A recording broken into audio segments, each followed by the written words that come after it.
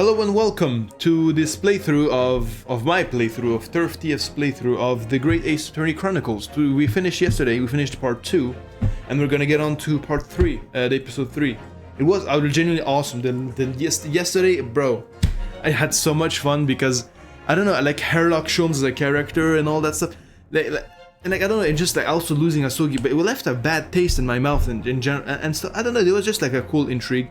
It was just a really good moments like throughout the whole thing. And yeah, and now the story is progressing, and now we're gonna have like a crash course in like, you know, lawyering. I don't know, honestly, I don't know what Naruhodo was doing like before, like actually trying this shit. Like I thought it was actually in a lawyer school, but apparently he wasn't. But or maybe it's just a mistranslation or something of the sort. I'm not sure. But what's sure is that yeah, we're gonna start episode 3, and yeah, and if you know, if eventually, like after you finish the video or right now, I don't know, you can drop a like and stuff, and like subscribe if you wanna see the rest of my playthrough. Yeah, I tried trading my girl voice again, but I'm really bad at it. Hold on. Yeah, yeah. Yo, Naruhodo-san, what do you mean? I'm still sound like a guy, man. Fuck it. I don't know, like for characters and shit, it's really hard. Honestly, people who can do girl voices, like, respect, man. Honestly, like, it's really tough. Holy shit. But yeah, I don't know. Let me manage my sound, by the way. Hold on, no. I think we're... Boom. Okay. So, what else would I want to say? And yeah, subscribe if you want to see some shit like this again in the future. But yeah, start playing from this saved game data. Let's get right to it, buddy. And yeah, this is a live stream, honestly, uncut, unedited. And yeah, you can check out the Twitch channel and stuff, you know, eventually. But yeah, enjoy. Glancing over my records of the late last century, I am faced by the events of a certain bitter winter. A murder in a carriage, as it sped through dense London fog in the dead of night. Though the victim and the perpetrator were the only ones inside, there were multiple witnesses to the crime itself.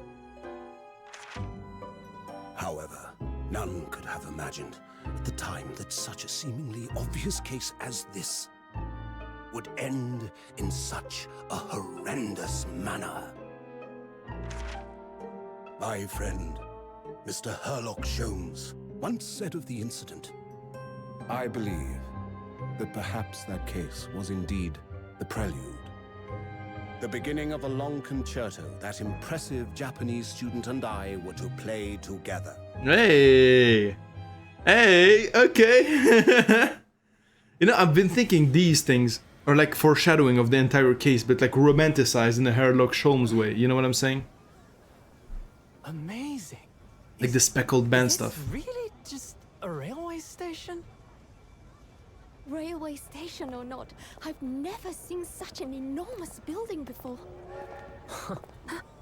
And look at all the steam locomotives. Culture This country shock. is incredible.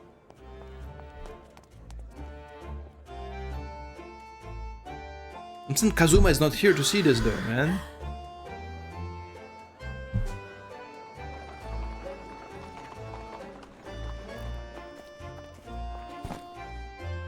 I feel like I'm dreaming. So this is the capital of Great Britain. So, where to? Oh, hello. Climb aboard. I'll take you wherever you want to go. In that case, the Supreme Court in Whitehall, if you wouldn't mind. My pleasure. This is cool, I like this a lot. Suppose you're visiting students from abroad, eh? Yes. Thought so. Well then, I hope you enjoy your stay. And welcome to the centre of the world, Great Britain's mighty capital, London. Is it? Okay, I was like, is this the Eiffel Tower, but like English? Hey, this is our stuff, man. This is the French stuff, man. It's not English, man.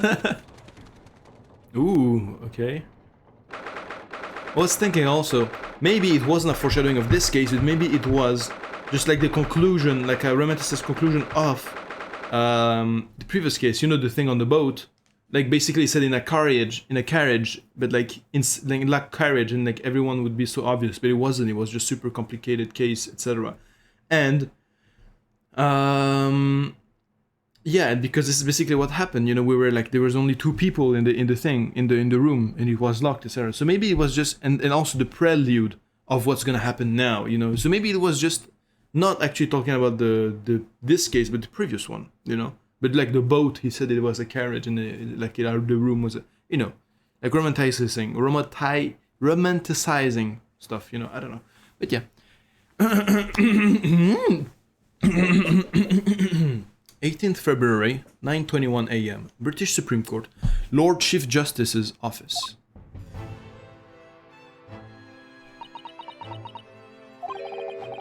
What an incredible place. It's so imposing, it's almost suffocating. This place is breathtaking. It looks like a fortress. Yeah, with the giant cogs too. Are we in Big Ben or something? There are some stone buildings like this in Japan now, of course. They've only been built in the few short decades since we opened our borders to the outside world. And an authentic example like this has quite a different impact, wouldn't you agree? A far cry from the wood and paper most of our buildings are constructed from. It's certainly unfamiliar. Yeah, but I think there's more to the differences than just construction materials. Yeah, the whole building is alive, like it's just animating this giant clock. Also, yeah, yesterday and the day before I was wearing another like Mao collar, you know, like they have, and now the one I have is like literally almost the same, like it's like a black like uniform type thing, but it's not really, like, you know, but yeah. Like I'm dressed for the occasion, you know. Last one I have, because I have multiple ones of these shirts, and you know, like because I just generally have a lot of these because I like these types of colors. I don't know why. Like yeah. Anyway, yeah, I'm dressed for the game, man. I'm just dressed as Naruhodo because I am Naruhodo. My God. Okay. I think there's more to yeah. What is this place again? This is a Lord Chief Justice. What is it? Lord Chief Justice. This is office. Okay, I guess this is a title. Lord Chief Justice's office, Naruhodo-san, in the Supreme Court of Great Britain. The Lord Chief Justice. We had instructions to report here at this time if circumstances were different. We were supposed to let the Lord Chief Justice know that we had arrived from Japan. Kazuma can't, yeah. No. So instead, we're here in a different capacity. As envoys to report the news of Kazuma-sama's death. Yes.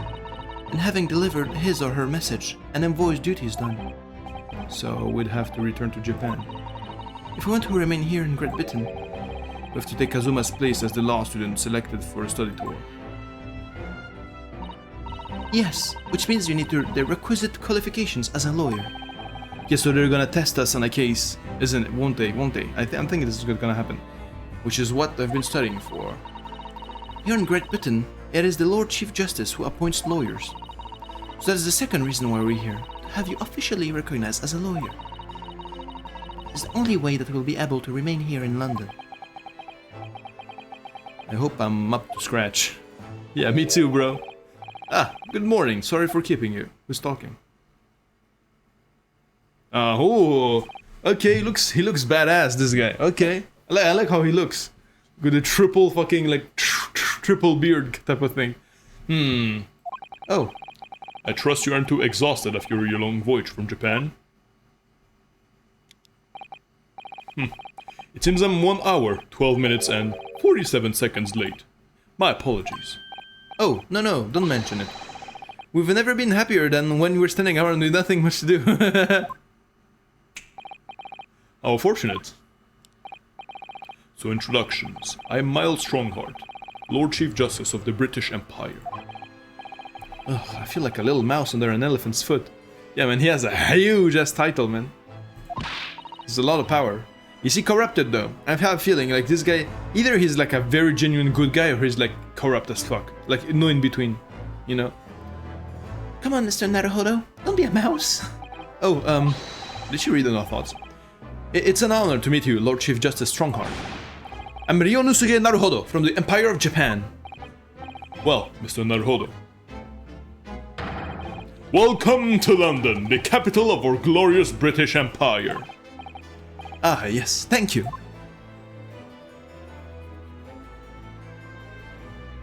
Uh-huh.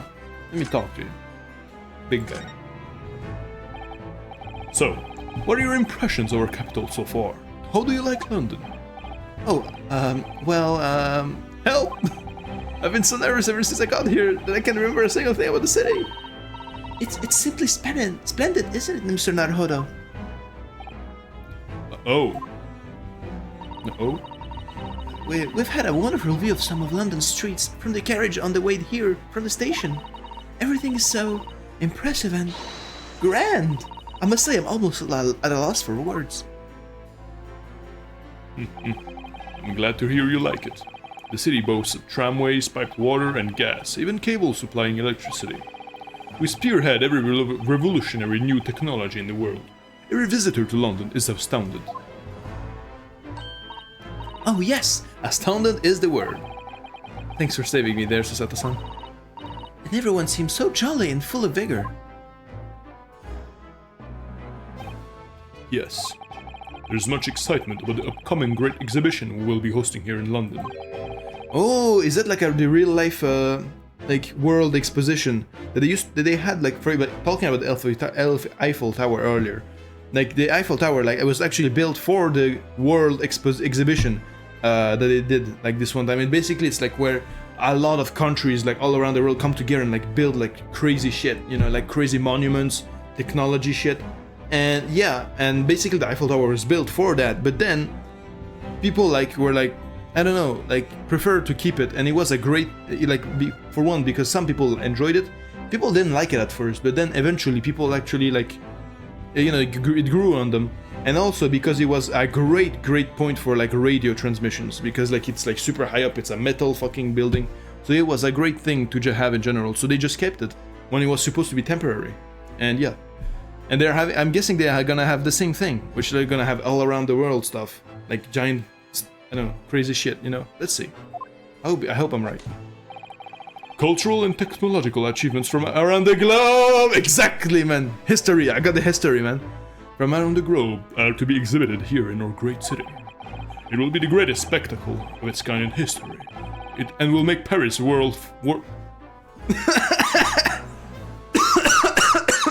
Literally! This is literally what I've been saying. What? Okay. like a toy shop. Gosh, I can hardly imagine how magnificent it's going to be. Great Britain's capital city is nothing but magnificent. London is the center of the modern world. Even if you do say so yourself. The sun will never set on our great empire. Perhaps it is fate that in these progressive times we welcome visitors from the land of the rising sun. Law students. Lord Chief Justice. I think you were expecting a student of law for this study tour, weren't you? Absolutely. Mr. Kazuma Asogi, if my memory serves. Oh, good memory. That's right. The British government has already been telegraphed a full report on the situation. I understand the young man lost his life aboard a steamship bound for shores. That's amazing. The news reached him before we even arrived. My country naturally extends its deepest condolences to yours. Oh, thank you. And you honored this appointment specifically to inform me of the news? Yes. We are here in the capacity of envoys from Japan to report the sad news in person. They tell me you Japanese are a people of protocol and courtesy, and I see that it's true. And it is with some regret that I must inform you that the death of the young lawyer means the study tour arrangement can no longer proceed. If you will just hear us out. If you would just hear us out, Lone Strongheart. What do you have to say, madam? It's about the study. It's about the study tour. Mr. Naruhodo here would like to make a proposal. Would we now? Would he now? Well, Mr. Naruhodo. This is it. Or finally a chance to... Okay, this is it then. The moment of truth. Okay. Can I investigate? Let me check if I can examine stuff here. Like a little bit. This must be the Lord Chief Justice's desk. I believe it's made of marble. Looks more like an over-the-top tombstone that's toppled over to me. I think that's your fanciful imagination at work again, Mr. Naruhodo. It feels like everything that's normally made of wood and paper at home is made of bricks and stone here. I know. That's why this place feels so overbearing, I'm sure. Hey, the giant cogs, bro. Is this some kind of clock? Actually, I think we might be inside some sort of giant clock. But those gears are larger than anything you'd find on a steam locomotive then, even. It's eerie. Do you think clocks are some sort of hobby of his? The Lord Chief Justice, I mean. Well, boys do enjoy fiddling around with machines, don't they? I'm not sure you could fiddle with cogs that size. I'm certain you couldn't call him a boy. Still, it's amazing how little noise the cogs make, considering how large they are. There's actually something quite soothing about their precise rhythm. Yeah, they look cool as fuck, man.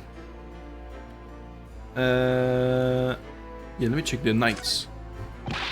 Look at these menacing metal giants facing each other across the room. I believe they are...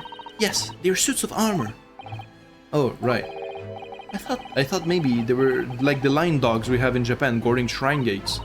No, not at all. In fact, in Europe, suits of armor like these are always possessed by evil spirits, you know? What? And they roam around in the middle of the night. Really? Is there nothing you don't know, Mr. Sato? This book tells me everything I need to know about everything. If you're ever unsure, just ask. Where did she get that incredible tome? I don't know. The candelabras. Just look at all the naughty books packed together on these shelves. They go from floor to ceiling. Yeah, that's not what I wanted to check. And they're all books that you couldn't hope to come by in Japan. It's like a dream. Yes, a very bad dream. They're not all about British law either. There are books about the judicial system of other Western nations.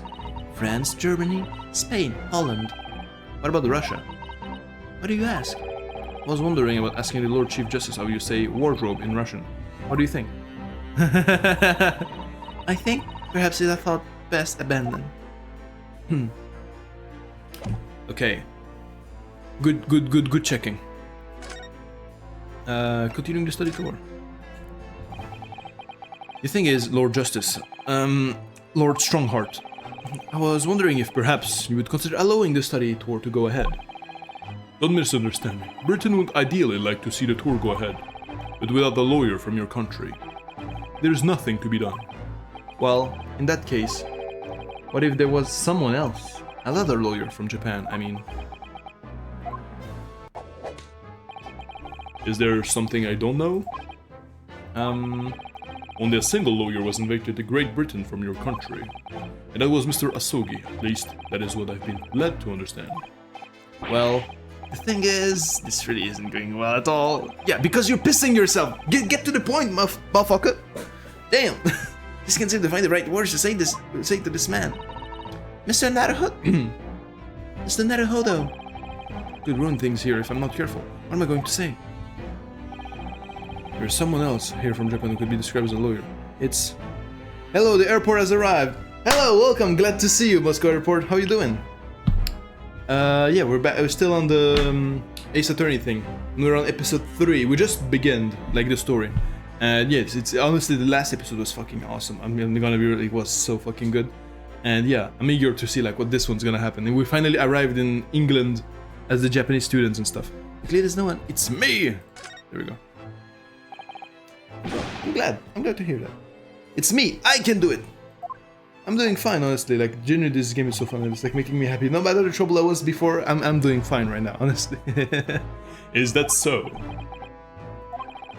I mean, I don't actually have any qualifications as such, but... No qualifications, you say, and yet you still claim to be a lawyer. I have acted as a lawyer in court before. Only once, as it happens. And I had Kazuma to help me. And I was accused, but glossing over the details. Yeah. I've been spending every spare moment of the journey here to Great Britain studying. I've learned all about the British law and court proceedings while I was on board of the SS Buria. The voyage from Japan is some 50 days, I believe, not that what you might call a full education. Become a qualified lawyer here in Great Britain. Not only do you need a university degree in law, you must also complete several years of training. I realize it's far too short a period of time, but I can't just go back to Japan. Kazuma, Mr. Asogi's journey had only just begun. Coming here on the study tour was all he thought about. I have to carry on and do everything he planned to do. I know it must sound like I have an overly inflated opinion of myself, but I would do anything to prove that I have what it takes. Any test you care to set me. Just one chance, that's all I'm asking for. Please! There we go, he finally locked in. Like, he just had to put it, say it, and then, he started locking in. 31 seconds. Sorry? Your opening statement here, there, Mr. Naruhodo, was 31 seconds long. Not too brief, not too protracted. A perfectly judged appeal, I would say. Which is a skill that would stand you in a good stead as a lawyer. Exactly, see? Oh, thanks. So, you're willing to put those words to trial, are you? Well, I'm all for entertainment. Huh? But let me ask you one thing first, sir. Yes? You say you intend to do everything Mr. Asogi planned to do.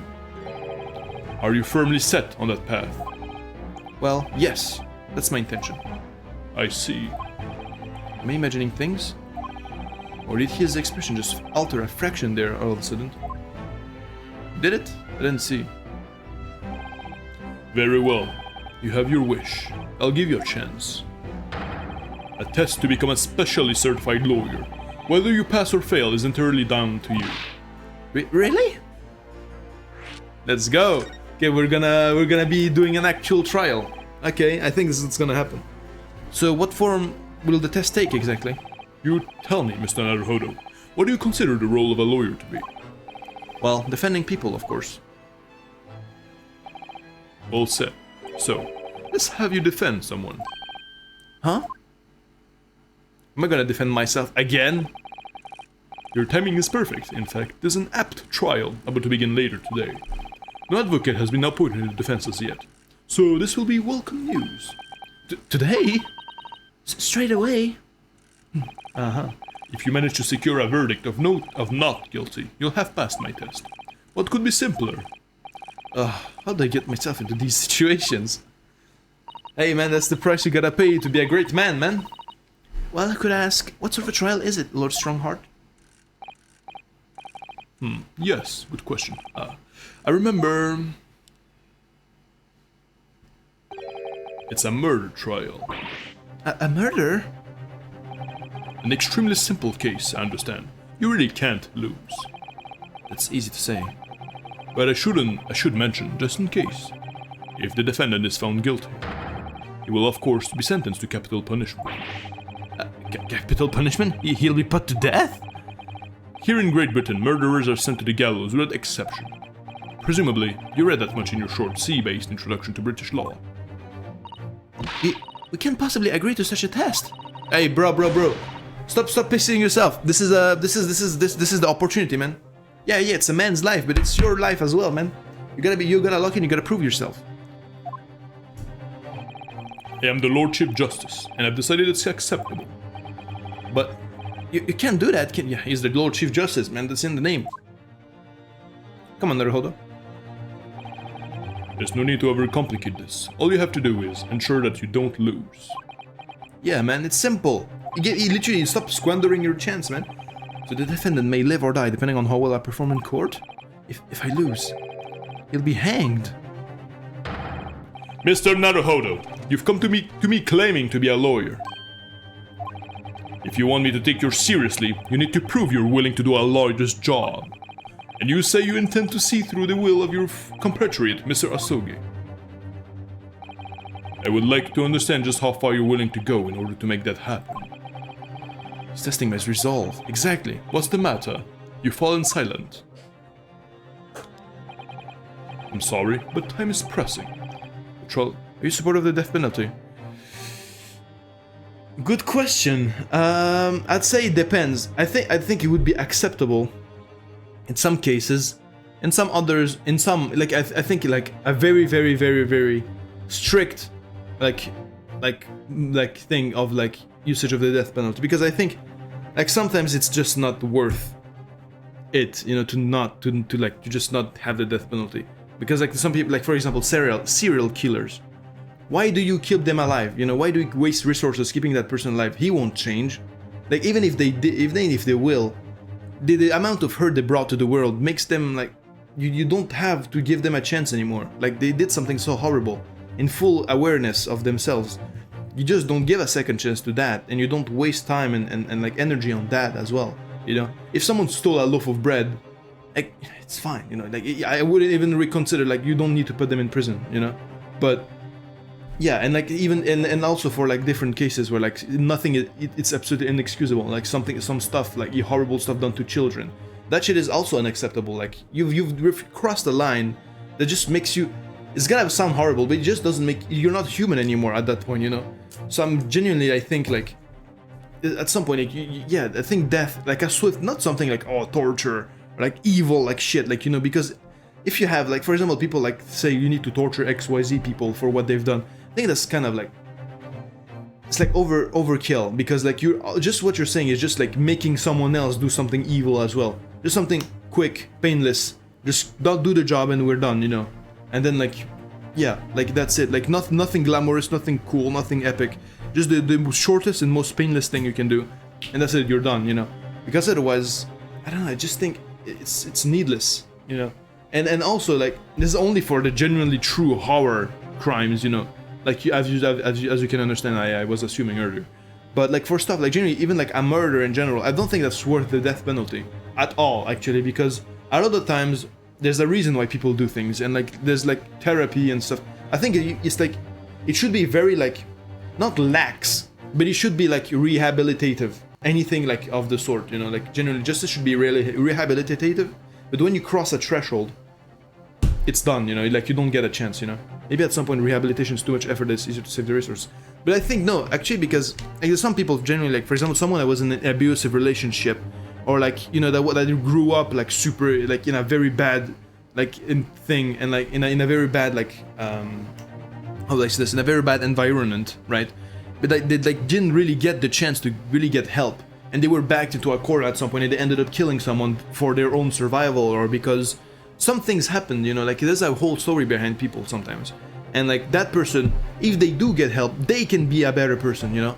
But someone that did like some of the stuff like serial murderer, even if they had a bad upbringing, it's too much, you know. Even if, and generally like serial murderers don't do it because they have to, they do it because they want to. And then when you want to do these things, you cannot come back from it, you know. It's same for like sex crimes, you know. This shit is like something like it's not something there's no coercion, there's no blackmail that excuses it, you know. Like you cannot make blackmail to do this type of shit. It's like just pure evil. And that's why, like, I think this is like something you gotta dispose of from the world, you know? Yeah, because sometimes, because doing, like, trying to rehabilitate these people, you know, sex criminals, it's useless. Because, yeah, it's something like, it's a known fact that, like, sex offenders always, almost always reoffend, like, after being released from rehab and shit. So I just think that is like kind of stupid to continue, but yeah. That's my political stance of the day, yippee! Okay, let's continue. But yeah, my bad. Okay, I'm sorry, but time is pressing. The trial begins shortly. Wait, immediately? I need an answer from you now. What's it to be? What do I say? Do I agree to this absurd test? Of course you'll do it, we're on the scale. Lock in, man! Alright then, if I have to give you a decision now, my answer is I can do it. I can get the words. Say it. Fuck. Stop pissing yourself. 15 seconds. Your decision making needs work if you want to be a lawyer. It was too slow. I love how he's very time obsessed. So it's as I suspected, is it? So sorry? You have noble intentions, but lack the resolve to see them through. The test is cancelled. Thank you for stopping by. Go and acquire a ticket for passage back to the east tomorrow. This conversation is over. Oh, did you really shit yourself? Really? Man! Oh my god, Ryunosuke, I'm gonna pit. Mr. Naruhodo. I'm sorry, Mr. Sato, but what could I do? You accept! You should have it pisses me off. You do? It's not an easy decision to choose whether to defend a man in these circumstances. But resolve has absolutely nothing to do with it. Does it? What are you trying to say, madam? I think what Mr. Sato means is that no matter how badly I'd like to be recognized as a lawyer and stay here in Great Britain, to risk another man's life by treating his one and only chance at a trial so trivially would be utterly unforgivable, and I feel exactly the same way. Okay, fine. But still, I'm sure the defendant won't see this trial as a test, or as some kind of experiment. A lawyer may fight for his client in court day after day, but for each one of those clients, the particular day they stand in the dock may be the only chance they have to fight to prove their innocence. No, I was wrong. I'm not qualified to do that job yet. I'm sorry for wasting your precious time, Lord Chief Justice.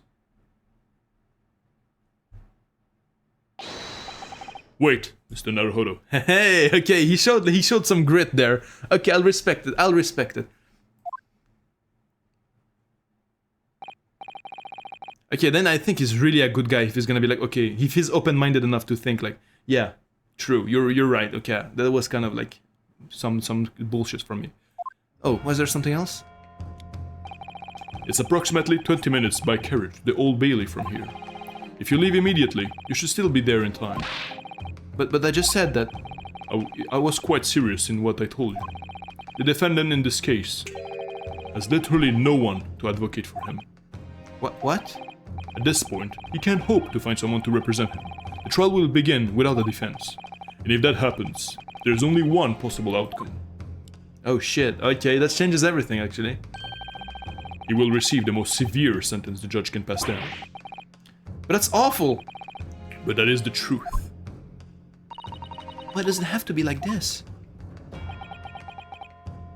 Do be like that sometimes. Please don't expect an answer to every question. The cold hard truth of the matter is that there is only one person now with a chance to save this man from a very miserable end. And that is you. Okay, I'm liking this. I'm really his only hope? Yeah, man, come on. Oops, I moved all my shit. So, what do you say now, madam? Me? What do you mean, Lord Strongheart? You said it wasn't an easy decision to choose whether to defend a man in these circumstances, and I agree. But in my estimation, it is purely and simply a matter of resolve. Hey, he's correct. Oh. Our time is up here. I have a meeting to attend. I must leave in 2 minutes and 16 seconds. I love this guy. I love this guy. Strongheart, man, I love this guy. I don't know why. He's like demeanor, he's like looks, he's like his flow, he's like gimmick of with time and shit. He lives in a literal clock and he loves his time shit. He's like very organized, and he analyzes people like from the get-go, like just from like checking how much time they take on things and like the way they speak. I like that. I don't know. I appreciate the character. He's well made. So, venture into our great city and enjoy yourselves. Okay. He's gone. The Old Bailey. Is that the courtroom name?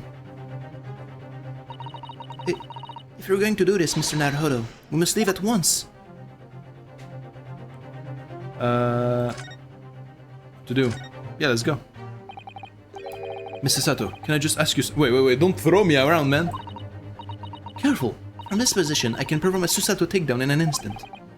I know. Mr. Naruhodo, you heard Lord Strongheart. The trial starts imminently. If I need to throw you, I will. You know, you could just say, I think we should hurry to the courtroom. If you need to ask me anything, it had better wait until we're at the Old Bailey. Fair. Let's go. Let's move, gentlemen! Is there something... Let me check.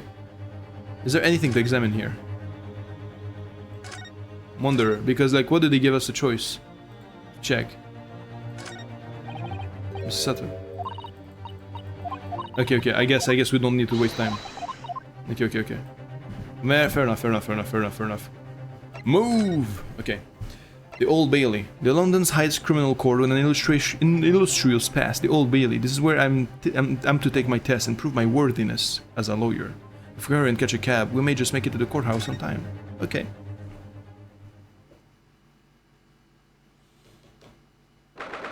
February, 9:45 a.m. The Old Bailey. Defendants antechamber. There's only one antechamber. Oh, thank goodness, we're in time. There's still 15 minutes until the trial begins. I never knew a horse-drawn carriage could go so fast. I thought my teeth were going to rattle loose. Did you hear what I said to the driver when we climbed aboard? Get us to our destination in 5 minutes, driver. And there's a guinea in it for you. It's one of my favorite lines from the Hellrock stories, and it worked quite perfectly. Not sure why you're so pleased. I thought we were going to die, and we had to pay gold for the privilege. Well, at least we arrived here before the trial started. Yes, I suppose there's that. Anyway, I don't understand it. The court clerk said the defendant should be here, but there's no sign of him at all. Is he hiding? Are we gonna defend Sherlock Holmes or some shit? So this is the Old Bailey. Even this room for defendants to wait in is grand. Oh, you're right, Sir Naruhodo. I'm feeling tense, that's all. This place gives me the same sense of foreboding that I remember from the Supreme Court in Japan. An oppressive air, almost as if the building itself is going to crush whoever is to be sentenced. It feels like only yesterday that I was the one about to be crushed. Yeah. Yes, whoever the man you're to defend is, I imagine he's feeling very alone at this moment. Delivery abolition is plausible for the vast majority of cases. Wait. But the real question is, at what point can the resource benefit someone else more? At what point exactly do we consider a person too far gone? Usually a rapist was too far gone, but each case has unique circumstances, so it feels like justice can be unjust at times. Considering that two people can both commit crimes worthy of the death penalty, but one may objectively inflicted more pain than the other. It's not saying we should torture the worst guys, but this changes the question to which answer causes which. Well, considering that two people can both commit crimes worthy of the death penalty, but one may have objectively inflicted more pain than the other. Not saying we should torture the worst guy, but this changes the question to which answer causes which answer causes overall the least human suffering, since we can achieve true justice. But I think, even if they commit the same, like for example, like we take the the two actions worth of the death penalty, there's no need to do like a worse act in general. Like it's just, you do it. That's it. Like basically giving it more consideration, more like anything. Like if it was done, if it's proven, by the way, if it's truly proven that it's something like that happened, boom.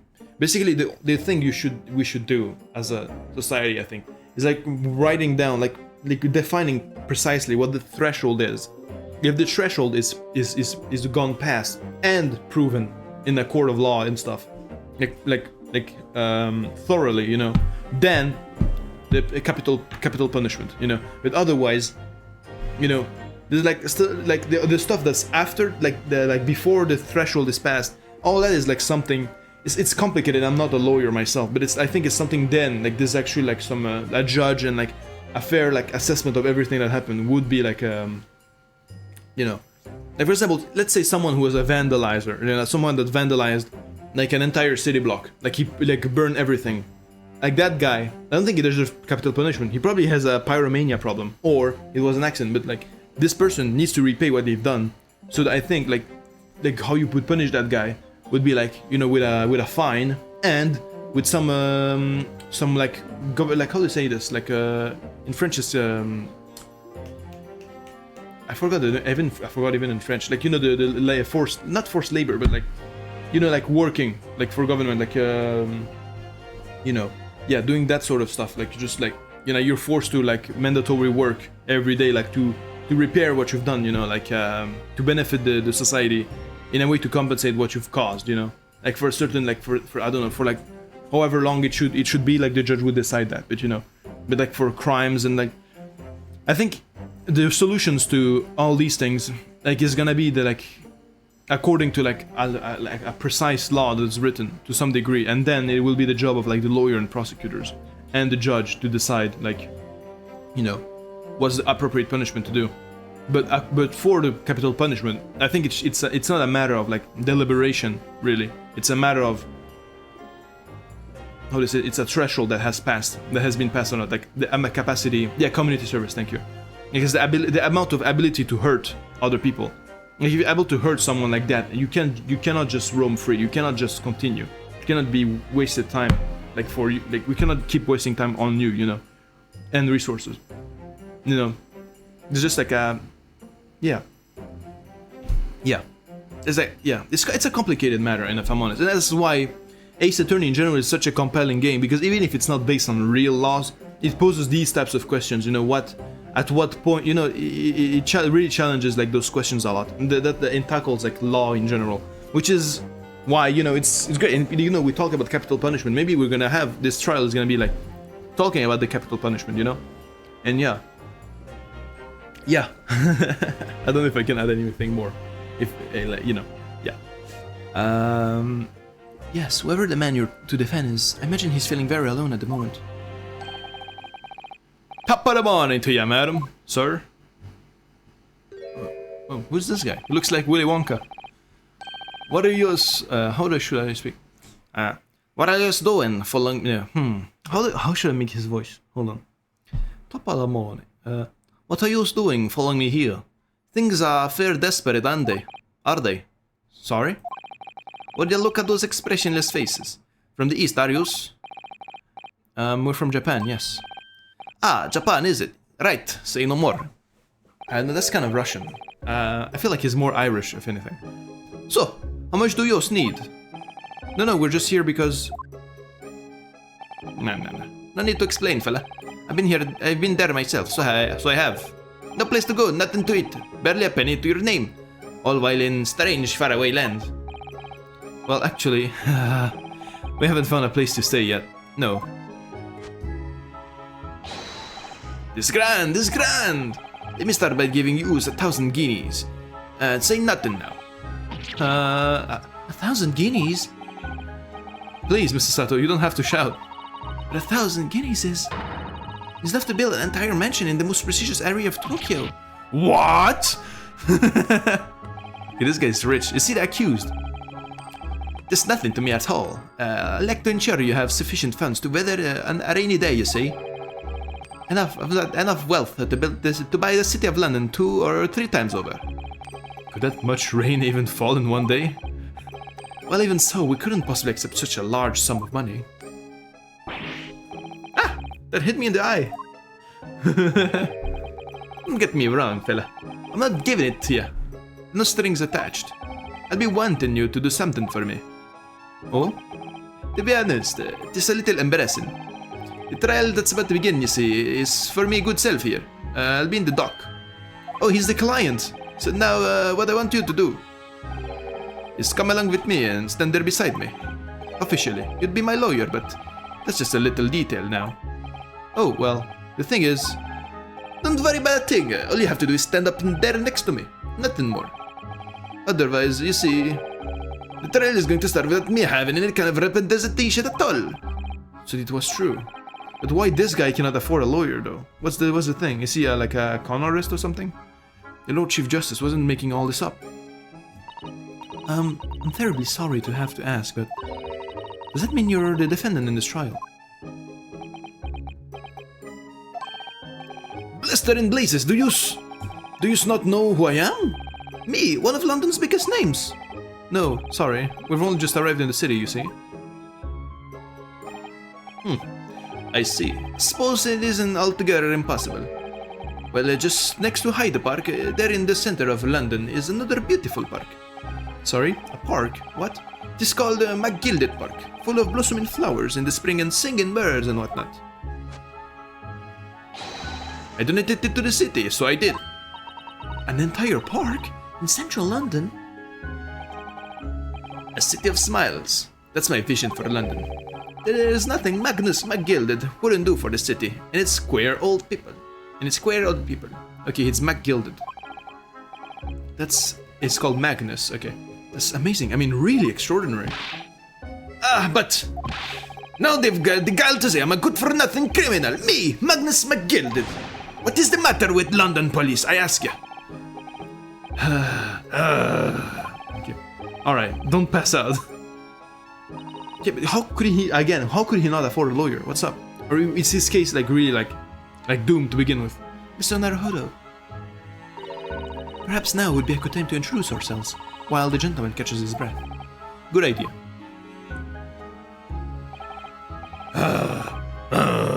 Okay. Mr. McGilded, the thing is, we're actually here in London to study British law. We're law students on a study tour from Japan, you see. Okay. So, if you don't have a lawyer for the trial yet, and you'd be happy to put yourself in our hands, we'll do our best. What was I after... Wait. What was I after saying, you daft idiot? I've given you 1,000 guineas to stand up there next to me, haven't I? Well, yes, but I wasn't really offering to just stand up there next to you. Oh, I think I see what's going on here. Sorry? I know what you're thinking. This Chancellor of a fella claims to have more money than the Queen. But if that's true, why the blazes can't he hire the finest lawyer and all? Exactly, that's what I was wondering. Because he did it, that's the only explanation. Well? Well, not at all. Not at all. Although, it is a little strange, to be honest. Why don't you have a lawyer, I mean? Why you don't have a lawyer, I mean? That will be the fault of the Reaper. Sorry? Did he just say Reaper? Aye. The Grim Reaper of the Bailey. Oh, okay, it's gonna be the Jack the Ripper of this universe. Okay, I see. Okay. Aye, the Grim Reaper of the Bailey, Lord Barok van Zieks. He's the oh, never mind. Never mind. Okay, I guess not. Okay, I guess there won't be a Jack the Ripper type thing then. Lord Barok van Zieks. Okay. So I guess that's why everyone's scared of the prosecutor. The prosecutor is the Grim Reaper? When Van Zieks stands for the prosecution, they call the accused his sacrificial lambs. And to this day, in every single trial in which he's been the prosecutor, the accused has been damned. What? Are we legit fighting Von Karma immediately? Like, is this what's happening? Like we're fighting the final boss in our first actual trial. What? It's kind of crazy. So it's reached a desperate situation, where there's no one willing to stand in defense against the fella at all. You could say he's a living legend of the Old Bailey. Goodness, Lord Barok van Zieks. He must be an exceptionally talented prosecutor then. Maybe he's a cheater, maybe. Talented isn't the word you're looking for, madam. It's cursed. Cursed? What on earth? The defendant is summoned and his counsel. Please make your way into the courtroom. The trial is about to begin. His counsel. That would be me. Oh, this time! Then fella, don't let me down. Having a look, we need for the blood. Yeah. Well then, fella, don't let me down. But I don't know anything about the case. You haven't told me what happened. Till you showed your face here. I'd made up my mind, so I had. Sorry? I've decided that I have to defend myself in there. How would that have worked? Yeah, when you literally did that before, Yonosuke. Don't act like that's a surprise to you, man. Come on. But then you've made an appearance, a student of law, wouldn't you know? This no accident, I can assure you of that. 'Tis fate. So don't get cold feet now, please. Okay. We're gonna get a pretty penny too for winning, hopefully. I literally know nothing about the case or about this man who stands accused. Okay, let me check. Do I have a court record? I have armband. I inherited from Kazuma. I identify as a wearer as a defense lawyer throughout the Empire of Japan. Let me check that actually. Actually, I haven't checked anything. These are the scales of justice. They're a symbol of the defense, aren't they? It's just like the badge of how's he called again? My man, Phoenix Wright. Yeah, his badge was like this. Yes, that's right. The scales are a symbol of fairness, to show that all are treated equally in the eyes of the law. This is a nightmare trying to defend him without knowing a single thing about this case. Yeah, I think we're gonna be reading the case files while we're fucking defending. But it's always some bullshit. Like in Ace Attorney, this is the typical bullshit. Like every time is some like really like stupid shit like this, like crazy bad shit, like insane like plot. Like, but yeah, in the end we still managed to curveball our way out of like everything, which is why like, you know, you have a lot of stakes, a lot of shit going. That's why like Ace Attorney is so great. But yeah, they're warning to those who enter the courtroom with an impartial mind. They have their mark of the defense. It would be more auspicious if they were weighing more heavily on the not guilty side, I think. I mean, very impartial, I'm sure. Okay. Oh. Is that his name? The lawyer's name is embroidered on the inside here. Kazuma Asogi. This was his ban, of course. He had his heart set on the study tour in Great Britain. I'm sure he would have found the truth he longed for here. But he lost his life before he even had the chance to see the place. I have such a strong sense of his hopes and dreams when I look at this armband though. Okay. Okay. That's cool. Okay, let's continue the story. In fact, the only thing I do know is that I can't just turn my back on him. Yeah. We're gonna win it for the money. Mr. Naruhodo. The man has no one. The man has no one. He'll have to stand alone in the courtroom, out with nothing to defend himself. Yes, something that Kazuma would never have allowed to happen. Counsel for the defense, what are you doing? If you're late for the start of the trial, you will lose your right to stand. Yeah, I'm here, bro. I'll be right there. I'll be right there. Okay, I thought she was speaking because she appeared on the... whatever. It's happening then. My first trial in a British court. I hope you're watching over me, Kazuma. Because I have no idea how I'm going to manage this. You can give me 10 minutes with the case paper so I can mourn the deceased victim, yeah.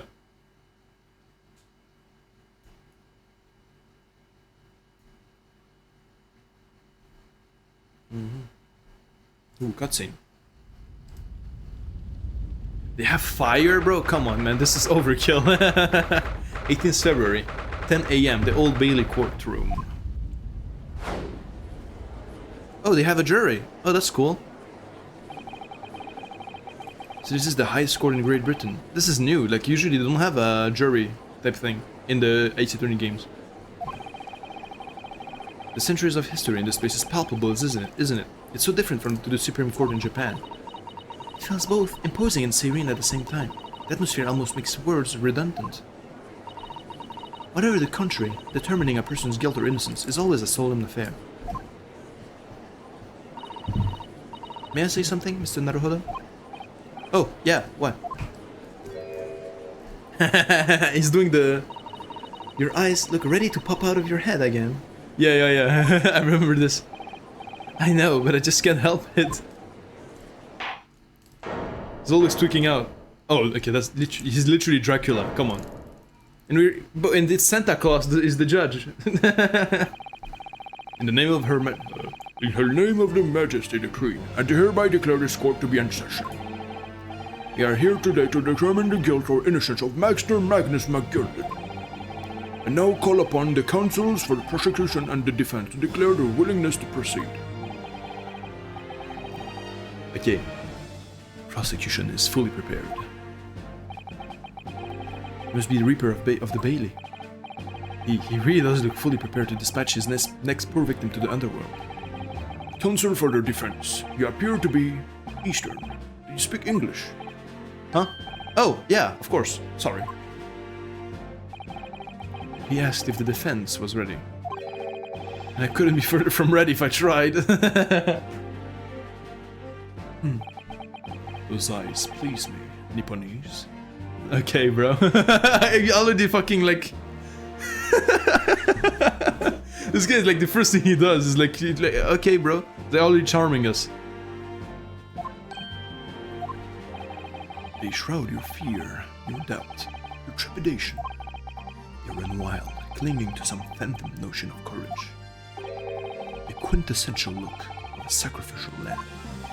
Okay. A cold shiver just ran down my spine, all the way up to the tips of my toes. Now, Mr. McGilded. Yes, my lord? You stand accused of murder, a capital offense. You should be sent to the gallows if found guilty. Are you quite sure you wish to entrust your defense to this foreigner? Are you racist, man? Chill out, man. As I've always said, my lord, it is a great thing to have opportunities to the young, even if the fella is a student from a little island off in the Far East. Is it not the British way to ignore the dangers to yourself and give those less fortunate a fair chance? How magnanimous of him. I'd like to think that acts of chivalry do the great British Empire proud. Listen to Mr. McGilded. What a fine gentleman London has in him. Did you hear that he donated £5,000 to the government the other day? Mother, please, may we go and play in the McGilded Park? Yeah. He's such a Chad, man. How can he be guilty of anything? I mean, I'm sure he has like a dark version of him, like a second side to him, but he's still like innocent, you know? It seems as though everyone in the public gallery is firmly behind Mr. McGilded. That's definitely welcome news, as he certainly has a way with words. I'm surprised he couldn't convince anyone to defend him. Let's see how like despairful this case really is. Eloquently put, Mr. McGilded, and most laudable sentiments. Now, ladies and gentlemen of the jury, I'm sure I need hardly remind you. Yeah, it is a jury. That you 6 members of the public have been selected for your impartiality. Are you ready to proceed? Yes, my lord. Yes, my lord. If the task is sent to routers to the gallows where they belong, I'm more than ready. At the manor, his lordship as always says we should dispose of rubbish promptly. Naturally, I agree. Ha! Any criminals here will soon be wishing they never set eyes on me. You're literally holding a knife, buddy. I see the killer. He has the same mustache. I mean, not really, but still, he has almost the mustache. Was he the carrier of the thing? Because he has the horseshoe type thing. I feel a chill. Oh, don't mind me, my dears. I'll just be getting on with my knitting. Must finish this bits for my grandson. Okay. Mr. Naruhodo, those people are... The jury, yes. That's something we don't have in Japan yet. That's right, I've only ever read about it.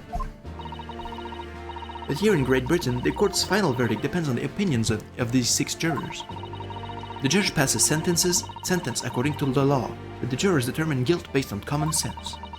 So the defendant is ultimately judged for 2 completely different points of views. But how exactly do the jurors give their verdict? By vote, I think. That I don't know, but... I'm sure it will become clear as the trial progresses. Yes. Okay. The prosecutor van Zieks.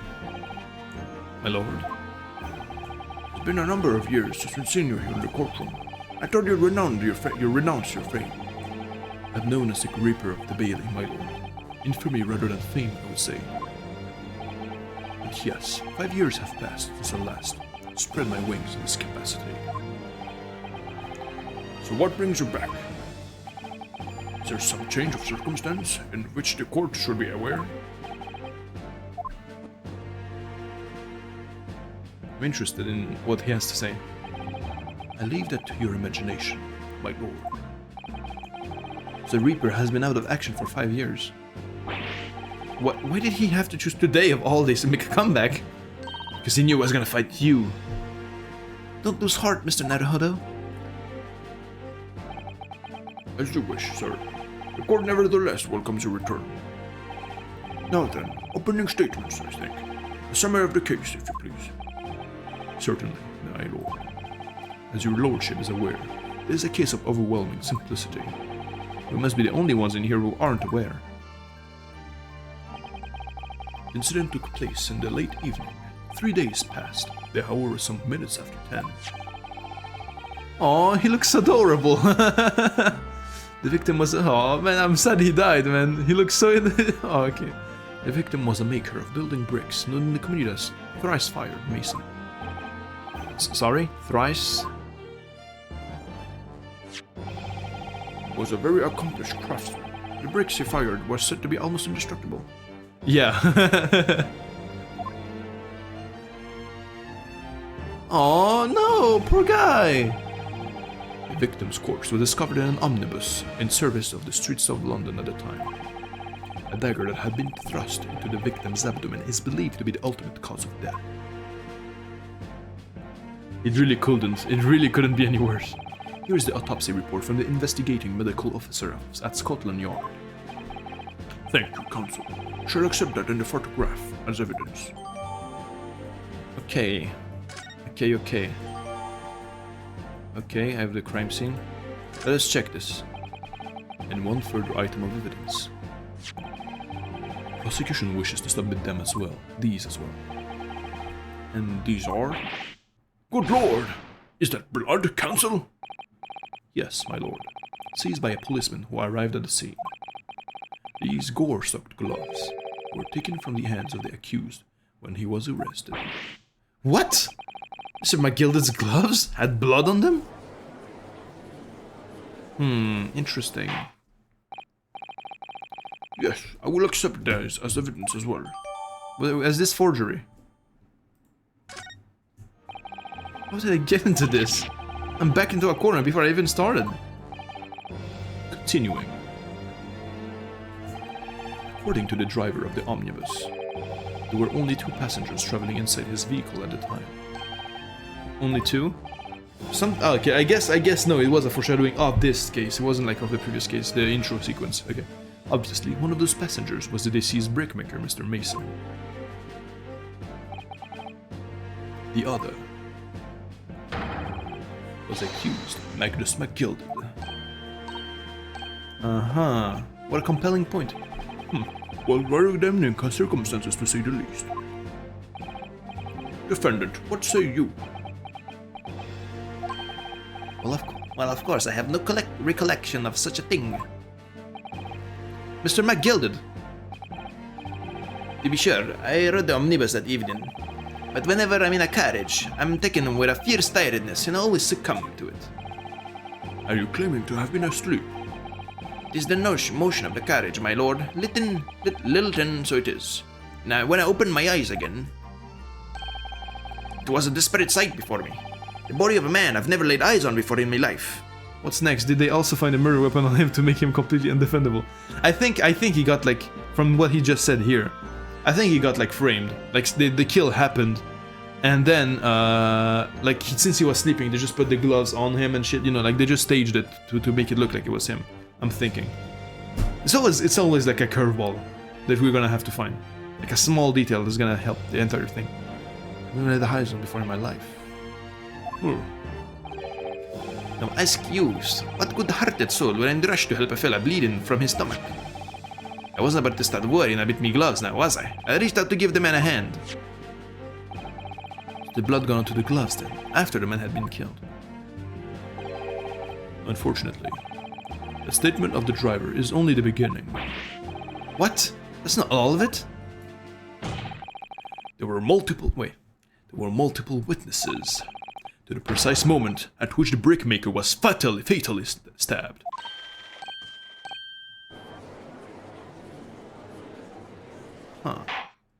Well, how can there be like multiple accounts of what happened if there was only 2 people in the carriage? Did they see that from outside? That's kind of like impossible, isn't it? You know? Okay. When the killing took place, only the victim and the accused were inside the carriage, and there were witnesses to the crime.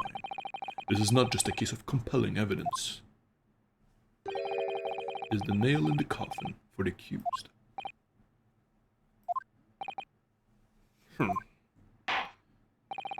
Thank you, Counsel. The circumstances of the crime have been made quite clear. I think we will hear testimony from these witnesses first of all. Your wish is my command. Bailiff, bring the witnesses at once. Okay, he has a lot of charisma, I'm just gonna say that. Like fucking dying of... Hey, he's just like me! He literally has... Okay, this guy at like this time around, he actually has the same beard as me. And like a little thinner, but he has the same shit. He has mutton chops as well. Okay, I have my favorite character now, okay? Witnesses, your names and occupations. My name is... Okay. Well, my name is... Well, everyone calls me Beppo. I drive an omnibus in the East End. Bruce Fairplay. I'm a banker in the city. My name's First. Lady First. Lady First, okay. I make hats for gents. Let's begin by confirming the facts. 3 days ago, at a short time after 10 o'clock in the evening, all of you present in the stand were in an omnibus and witness to the aforementioned incident. Is that correct? Yes, sir. Quite right. Yes, sir. That's right, sir. Okay. Very well then. Let's proceed to your formal testimonies, please. Each of you will tell the court precisely what you saw. Okay, interesting. Witness testimony. Okay. What did the witness saw? It was the last bus of the evening, so I had few customers. I remember it well. The victim and the man accused of killing him were sat next to each other inside the bus. Then out of the blue, the accused just reached over and plunged a knife right into his guts. That's right. He stabbed him. I screamed. I did. Couldn't help it. So as I heard her scream, I stopped my bus, and then I saw it too. Okay. And being an ambiguous testimony, I must say. Exactly, my lord. These men witnessed the incident in the omnibus with their own eyes. But hold on, just need to check something. Let me check the court record. Thrice fired Mason male, okay. 54 breakmaker, stabbed into the abdomen with a knife while during in an omnibus. Died due to an internal hemorrhaging resulting from the trauma. And then... Okay, he died like that. What's that? And there's a button missing. Oh, I found something. There's a button missing. There's a button missing. I think this is gonna be very, very, very, very crucial to the case. Just remember that. This button missing is gonna be super crucial to the case. Trust me. I know for a fact this is gonna be important. They wouldn't leave this like unattended. This wouldn't happen for no reason. I'm sure of it. And then... What did they say on the picture? I forgot of it. The knife in the hand is clearly visible. His face partly obscured for view by an old crooked hat. Let me check his hat. Oh, his hat has nothing to do. There's a wrist of single stem to the abdomen. The leather gloves the defendant was wearing at the time of the incident. There is the blood stain on the right above. Anything to say about these gloves in particular? Let me check. This is definitely blood, isn't it? Not the most pleasant sight to be confronted with on our first day in London. Well, nothing will come of grumbling now. No, by the way, is Mr. McGilded right-handed? Yes, I believe so. He was toying with a coin in his right hand a little earlier. Pity, if only he had been left-handed. Okay, so that's like dispels all these like possibilities of defense. I think blood on either glove would be fairly incriminating, really. Okay, anything else of note? The fingers, perhaps. The fingers in like one case before in another game was like a crucial part of the thing. Okay, I guess that's all I have for now. I'd like to ask a question, if I may. Yes, Consul. Well, this testimony makes absolutely no sense to me whatsoever. Why not? Well, the incident took place inside a moving carriage, didn't it? As he has been clearly stated from the outset, yes. Well, in that case, how could those two witnesses possibly have seen what happened? There's no way they could have seen the inside of the moving carriage. Yeah, duh, that's what I was thinking. Or maybe he's like the only one that's like non-aware because the carriage is like super like... How quaint. I'd read that civilization in the Eastern Island nations was a good century behind our own. But you're here in London by yourself. Are you really so ignorant about our omnibuses? Huh? Tell me, my Nipponese friend, have you even traveled in an omnibus? Well, no. We only arrived in London this morning. No matter. I've arranged for us all to see for ourselves the actual scene of the crime, that is. What? What do you mean? The actual scene? How? Just brought the fucking carriage. A carriage is designed to be moved, after all. Presumably you don't understand that much. Yeah. The omnibus in which this bloody crime took place is here today, in this very building. Here? What? The entire carriage? Bailiff! Bring forth the stricken omnibus. The stricken omnibus. Okay, it's hard to do like his like sexy voice, like, but also loud as something. He feels like he's only speaking in like a low volume. He's like Dracula demeanor. So that's an omnibus. The omnibus. Oh, they were on top. Okay. But they were inside though. They couldn't have up on... Wait. I can't believe they could break something so enormous in here. Great Britain's courtrooms are amazing. As you can see, the omnibus is pulled by 2 horses and can carry up to 8 passengers. Uh-huh. 4 passengers seated inside in the enclosed cabin, and another 4 on the rooftop deck above. Every Londoner knows that the best views of the city's architectures and sights are to be had from the top of an omnibus. Uh-huh. And I should point out that to our foreign guests, uh-huh, that there is a skylight in the roof, allowing a view of the interior from the seats above. Ah, a skylight. Oh! Okay, the penny drops at last. I see. These 2 gentlemen were occupying the rooftop seats of the omnibus when the murder took place. That is how they came to witness the grim incident. Through the skylight. Ugh. That makes perfect sense. Well, counsel, this is a first. In all my years behind the bench, I've never experienced the crime scene itself being brought into the courtroom. There are a number of important clues remaining inside the carriage, my lord. I would like to submit the omnibus itself as evidence. That is the prosecution's wish. Okay. He's bald. What's that make me laugh? Yeah. Very well, I see no reason why not. The omnibus is hereby formally accepted as evidence. Okay. I'm gonna check that out real quick. I can't believe it. The entire crime scene entered as evidence? Yeah, let's check that out, man.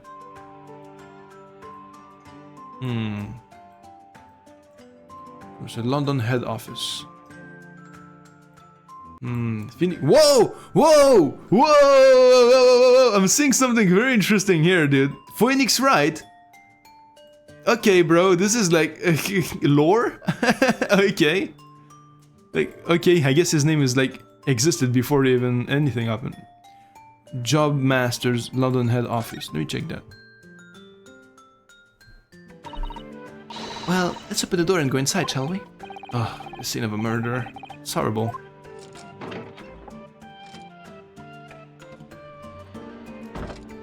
Huh. So. London. Okay, there's a poster here. I think it's gonna be about that. Ah, there's a poster for the great exhibition that's due to start 6 months from now. Okay, I'm calling it now. The thing that's the point of contingency or whatever the fuck is gonna be because the crime happened in a point of view that they couldn't have seen because it's on the other side that's actually shown in the carriage. You know what I'm saying? Because on the photo, he's gonna be seated where like something like this is gonna be visible, but not on the other side, which is gonna be what? It's gonna be like, yeah, you guys are lying because you didn't see when it happened. You know? That's what I'm thinking. Ah, that's a poster for the great exhibition that's due to start 6 months from now. There's a lot of focus being drawn to the Crystal Tower, the centerpiece of the whole exposition. Oh, the Crystal Tower is under construction already, I believe. People all over London must be fizzing with excitement as the prospect of such a grand event. Yeah. Yeah, let me check the skylight. It's quite a large skylight, isn't it? Yes, quite large enough to afford a good view into the cabin from the roof deck. And there doesn't appear to be a handle or catch or any description. So I suppose it can be opened from inside the cabin at least. Uh-huh. So... and what's this? A notice. Ah, that's a poster for the great exhibition that's due to... Okay, I guess it's the same thing. But there's a notice here, it's different, isn't it? No?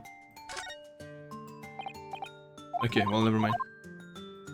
Also, we can see these in here. Is that something that's gonna be important? Because maybe there's gonna be something like, again, not like something from the picture or something. Anyway, let's check the blood. That's blood that's soaked into the seat. The victim's obviously... Yes, and that seat would be clearly visible from the roof deck. Would you really stab somebody in full view of the other passengers like that, I wonder? But it was after dark, and there was a lamp in here, so perhaps the culprit couldn't see anything outside through the skylight. Whichever way you look at it, it doesn't seem like it was a planned attack. What about the floor? Is there anything on the floor? Shit. It's gonna... Ooh, wait. What's this? The seat has a handle, it seems. Ooh! What's that? This looks like all sorts of equipment that might be needed to keep the omnibus running. Feeding tubs, tools to repair wheels, blankets, horseshoeing tools. Just a storage compartment for all the coachmen to keep his things, it seems. There doesn't seem to be any space for passengers to stow their luggage, that's for sure. Well, I don't imagine it would be very convenient for that purpose anyway. Huh. Interesting. And there's nothing in this side. Okay. Okay. Okay, I see. Oops. Okay, let's leave. Have you seen enough? Let's step back outside then. Yeah, I got a good idea now. Good idea of what happened. Let me check the skylight from up top. If we can. Oh, there is a handle here. You can certainly see inside the carriage through this opening, that's for sure. And there's a lamp in the enclosed cabin. So I'm sure the witnesses would have been able to see quite clearly. That's not good for us. Okay, wait. Wait, so they could see from this side, but yeah, they couldn't see from this side. Master's London head office. Okay. Is there anything under? No, there's not. Okay, let me check something. Let me check the picture. Ah, there's nothing here to tell. Any telltale signs. Okay, never mind. Shit. Okay, well at least we investigated now, so we know. Yes, Great Britain is simply extraordinary. Could help myself a lot by giving that omnibus a thorough examination, seeing as it's here. I just did. Let us continue with the proceedings then. Your examination, your cross-examination, counsel. Pray, don't expect the Snippony stray to understand the intricacies of British courts' cross-examination rights.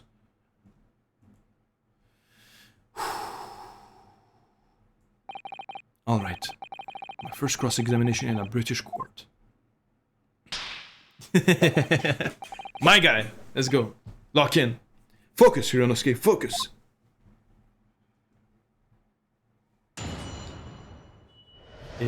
Okay. What the witnesses saw. He was in the bus in the evening, so I had a few customers. I remember it well. Let's press that statement. What does a few mean? Yes, I think it was sometime after 10, wasn't it? Oh yes, sir, that's right, sir, yes. Or so cold it was, freezing in fact. Okay, no reaction? And you had 4 passengers on board at the time, is that correct? Yes, sir. Not all traveling is the same parts of the bus, of course, though. No. This guy, no reaction, okay. So not all traveling in the same parts of the bus, though. No. Okay.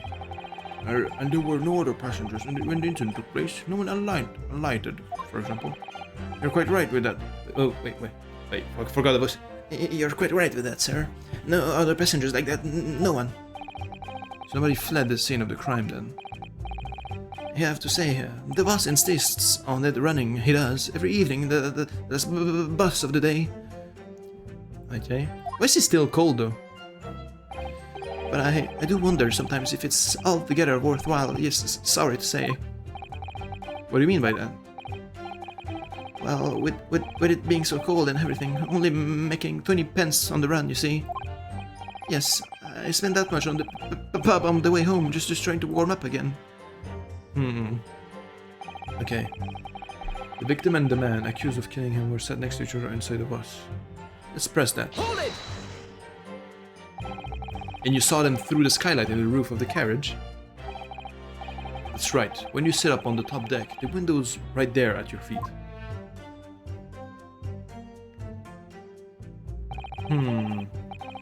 There was a lamp on the inside, so I had a pretty good view. Interesting, okay. The 2 of them were wearing hats, and I couldn't exactly make out their faces. But there's not a shred of doubt in my mind that it was Mr. McGilded. How can you be so sure? Well, how can I put it politely? McGilded is a gentleman of rather small stature. I couldn't have mistaken him for anyone else. Let's not forget that when the vehicle came to a halt, the only people inside the enclosed cabin or the deceased Mr. Mason and Mr. McGilded. There's no room for doubt here. Ugh, I really wish there was. Okay. And out of the blue, the accused just reached over and plunged the knife right into his guts. Can you press that as well? You actually saw the exact moment it happened? Yeah, that's crucial. Didn't I already testify to that? Or are you fair dinkum? Hard-working city bankers not considered worthy, or are fair dinkum, hard-working city bankers not considered trustworthy these days? Oh, no, I didn't mean that. This is no good. I've really got his back up. I've really got to back this up. Perhaps you could just tell us what you saw in a little more detail, if that's... My lord! Juror number 3. What's the meaning of this? I mean, it's made up, my lord. Completely and utterly made up. What about what? Made up about what? I don't like this thinking rich. Never have. They're always up to something, or other than they shouldn't be. Every one of them. Bro, he's the killer. I'm saying it, he's the killer. Or like, at least he's a massive red herring on purpose, but like, he's either massive red herring or he's the killer. Like, bro, fuck off. He literally interrupted us the moment like this, like, or us, we were like going deeper into like what actually happened. You know. A little leprechaun of a man is no exception. Well, he can't fool me. Oh.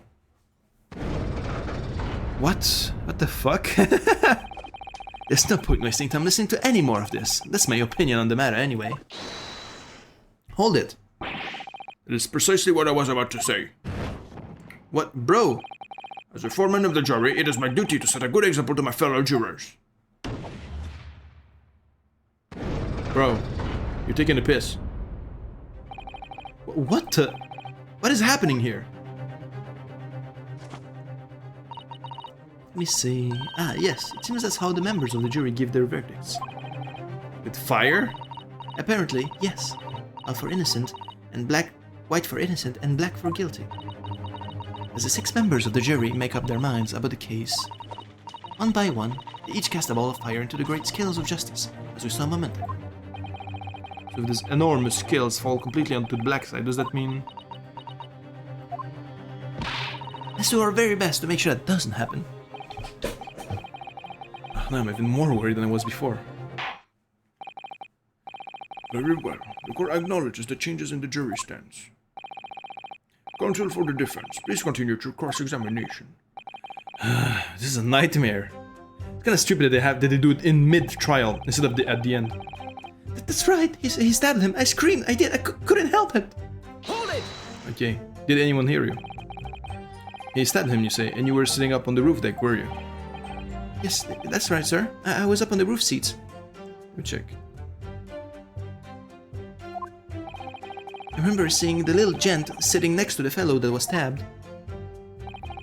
I'd been thinking about a new hat design, you see, so I was just gazing absent-mindedly around. Okay, nothing different.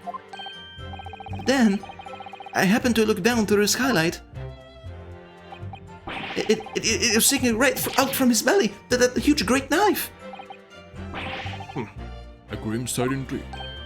Ah, it didn't help me at all. No, he did say that they really look like they're even more convinced my claim they did than they were before. It appears to have made everyone even more dubious that Mr. McGilded is telling the truth. Huh. If only we had some evidence to counter their suspicions. Mr. First. Yes, sir?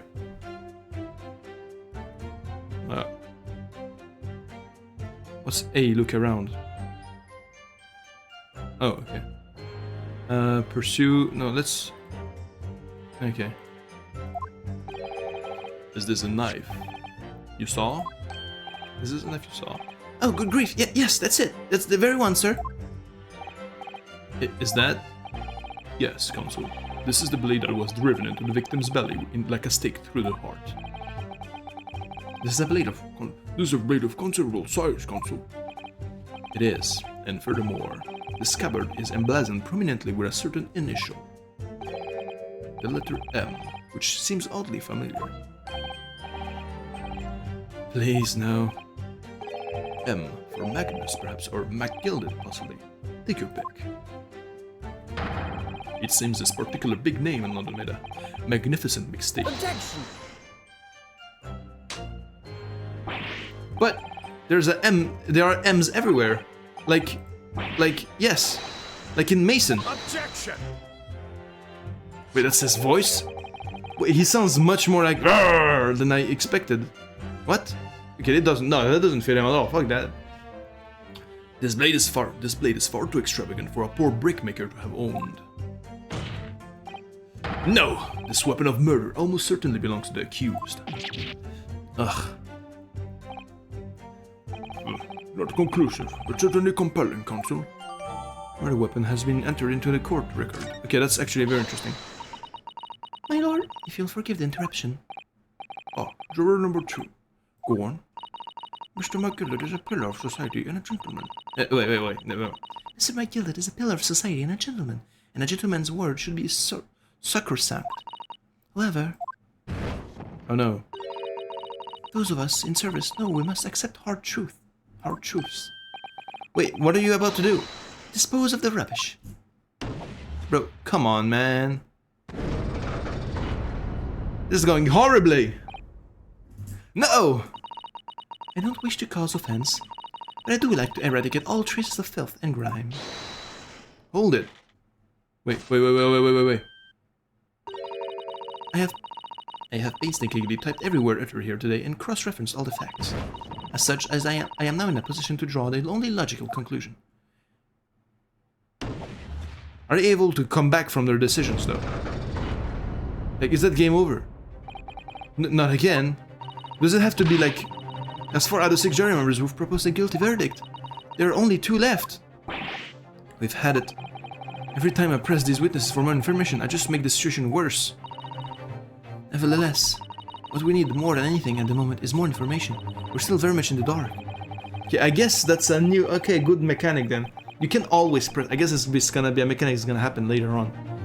Where we can only press people with parsimony. Because if we press too much...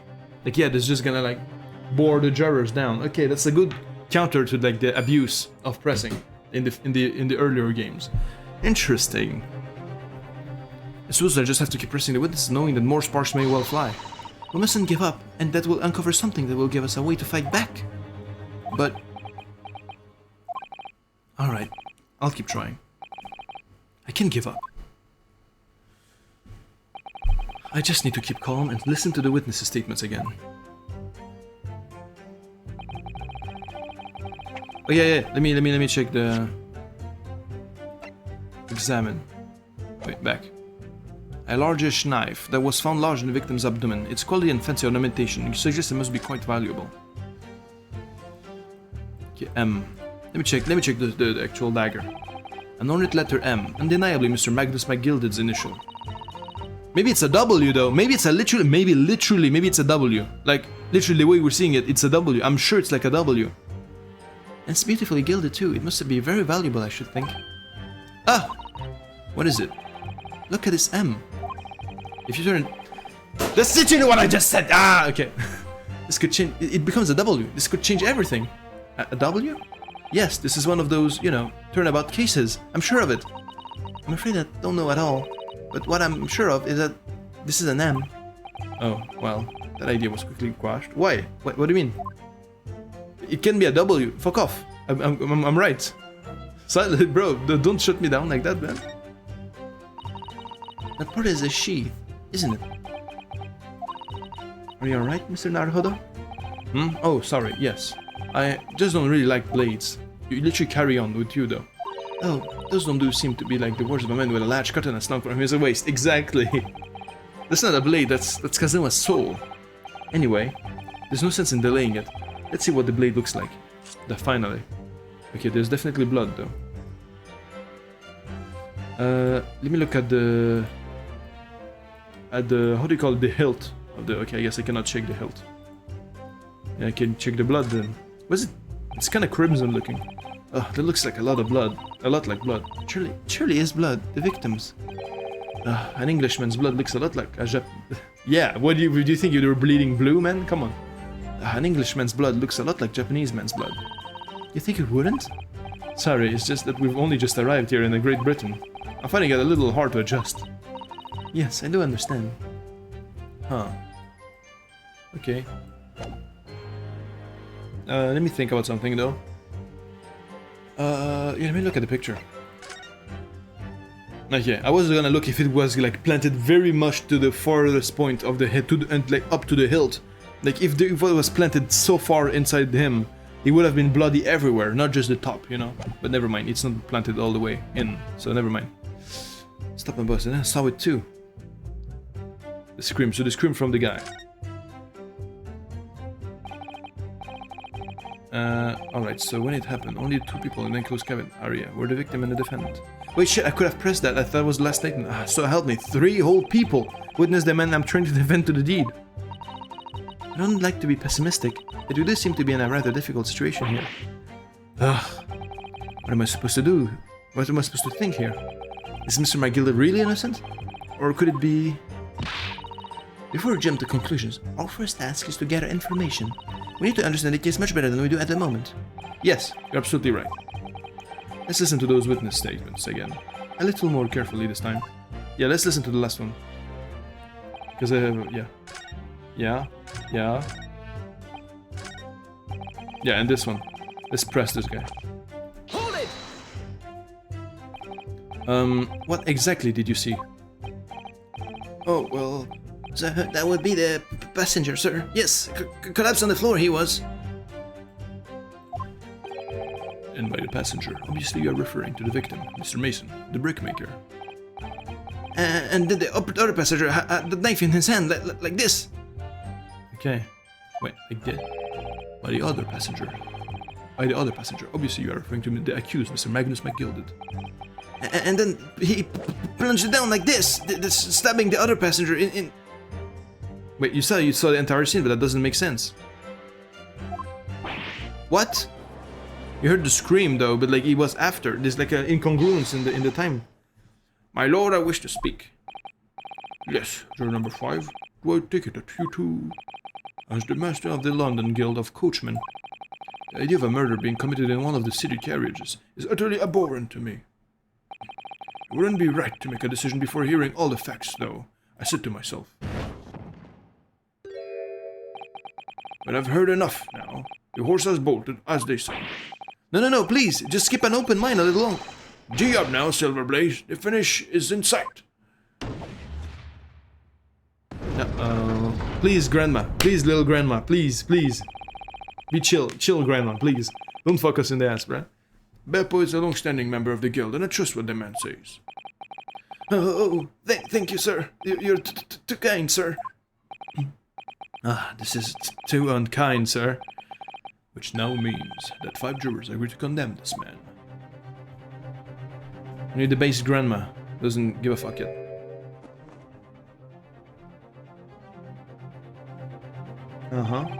Madam Juror number 6.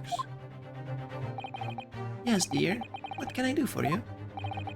You have heard the testimonies of the witnesses in the stand. Oh, yes, I certainly have. Still got my hearing, you know? Then, pray tell, why are you yet to pronounce your leaning? Well, dear, the thing is, I'm a creature of habit, me. I always go to the park at around this time of day, and sit on a nice bench and get on with my knitting.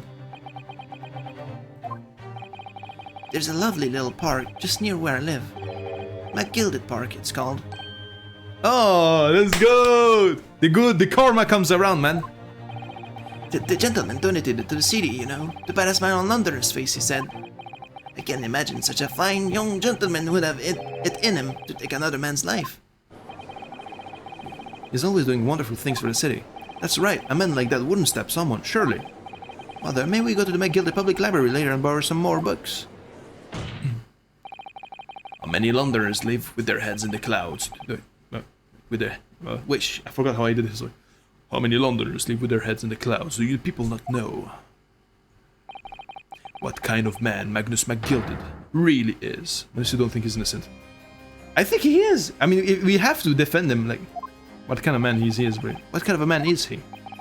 This philanthropist, Magnus McGilded, has enough wealth to purchase the entire city he claims to value so highly. But where did all that wealth come from? Your client is a Shylock, sir, and one with the very darkest of souls. What?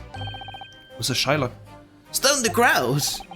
My gilded lends money at extortionate rates. Wait. My gilded lends money at extortionate rates of interest, so his victims have no hopes of repaying him. When they default, he takes possession of everything they own. He's a vulture that preys on the weak. I've never heard any mention of that before. Your faculties haven't deserted you, I'm sure, madam. So has this thought not crossed your mind? Would a man wealthy enough to buy London in its entirety not have a carriage of his own? What possible reason could this man have had to make use of a public omnibus service? You're not saying that... The victim, a poor brickmaker, had next to nothing to his name, save considerable financial liability. It will come as no surprise that his creditor was the accused Magnus MacGilded. But let it also be known that the very day Mr. Mason was killed was the final repayment date for his debt. Good gracious! The brickmaker was destitute. He had lost his house. He had not a shilling with which to repay his debts. And in the end, this pitiful soul had the very last thing he owned taken from him. His life. Damn. Feel bad for the brickmaker, man. By the merciless philanthropist pretender, Magnus MacGilded. I don't believe it. Hold it!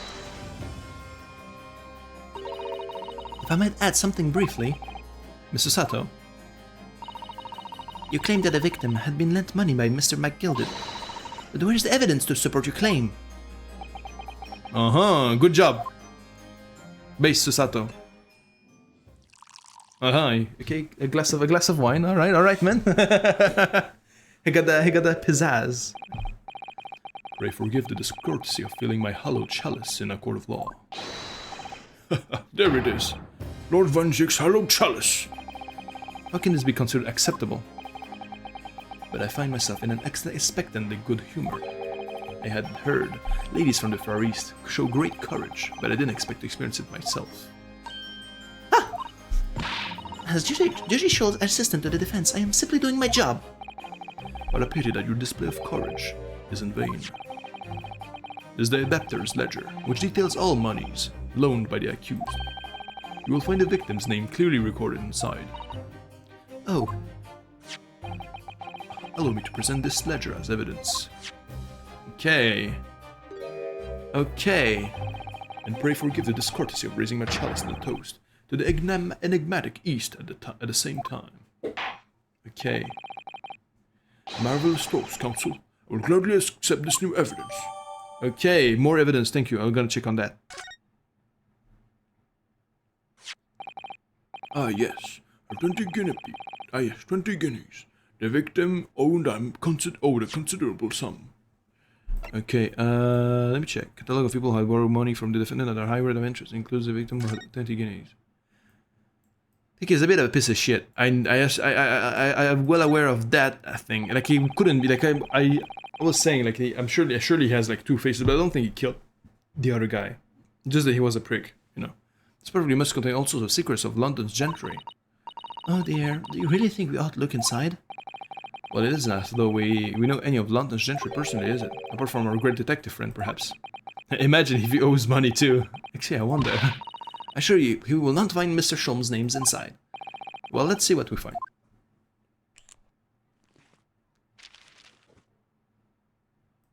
Well, let's see.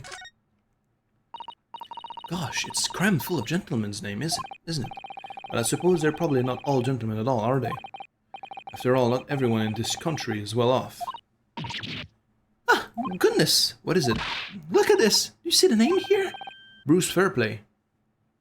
Who's Bruce Fairplay again? This name is... Should that mean something to me? It does sound strangely familiar, actually. Yeah. Bruce Fairplay, the witness testifying at this very moment. Oh yes, of course, the banker. Where's his name in here? He borrowed 20 guineas, did he? Look, the repayment date is fast approaching. Mutton chops guy, okay. It's possible that it's just a coincidence, of course, but this could be very useful information. Okay. Okay. Okay. With a considerable sum, the accused made quite certain he had ample recompense. Well, it would seem I've had the wool pulled over my eyes. Regrettably, madam, that is the modus operandi of the accused. And it's such a pretty little park too. What a scoundrel!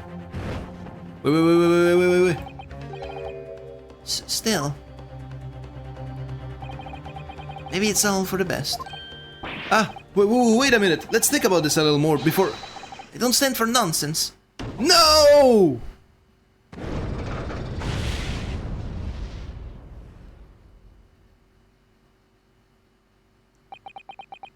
Fuck! That was it, the last juror's decision.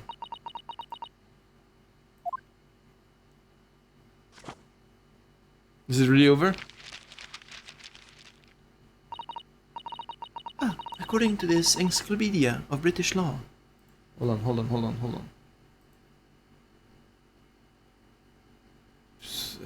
on, I just gotta answer something real quick. Boom. Okay, I'm good. When all members of the jury have concluded that the defendant is guilty, court proceedings are suspended, and the presiding judge will deliver the final verdict and sentence. That's what it says here. The final verdict, it's over then. Oh.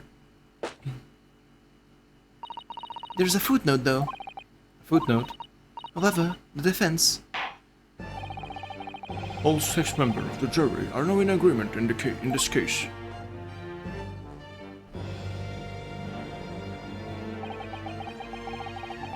Allow me to convey my respect for your swift and righteous decision. According to the court or the laws of this country, I will now conclude the trial by delivering my final verdict. I trust there are no objections. There is an your objection! Do your objection! Come on! Yonosuke, lock in! Mr. Sato, just tell me one thing. Oh, yes? You were in the middle of saying something before. The footnote in your encyclopedia of British law. However, the defense... What did it say next? Oh, yes, of course. One moment. You're taking... You say if you have any objections, lift your object... When all members of the jury have concluded the defendant is guilty, court proceedings are suspended, and the presiding judge will deliver the final verdict and sentence. Then the footnote says, however, the defense has the right to demand a summation examination of the jurors at this point. Do it!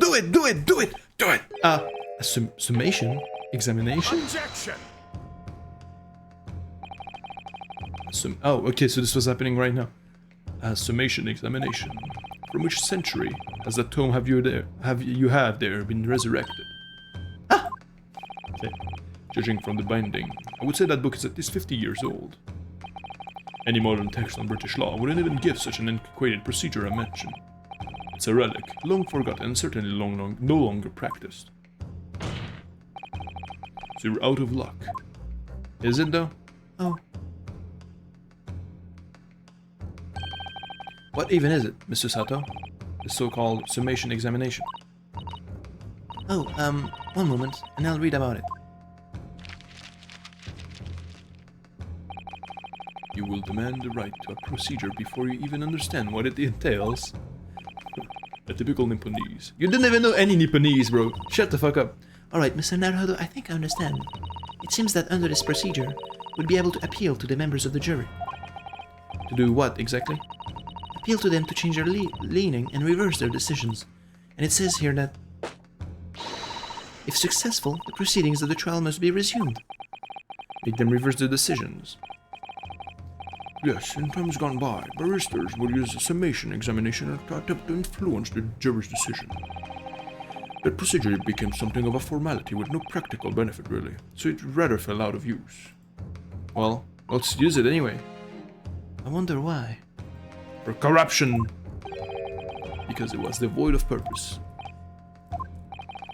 Changing just one member of the jury's mind would be hard enough, let alone several.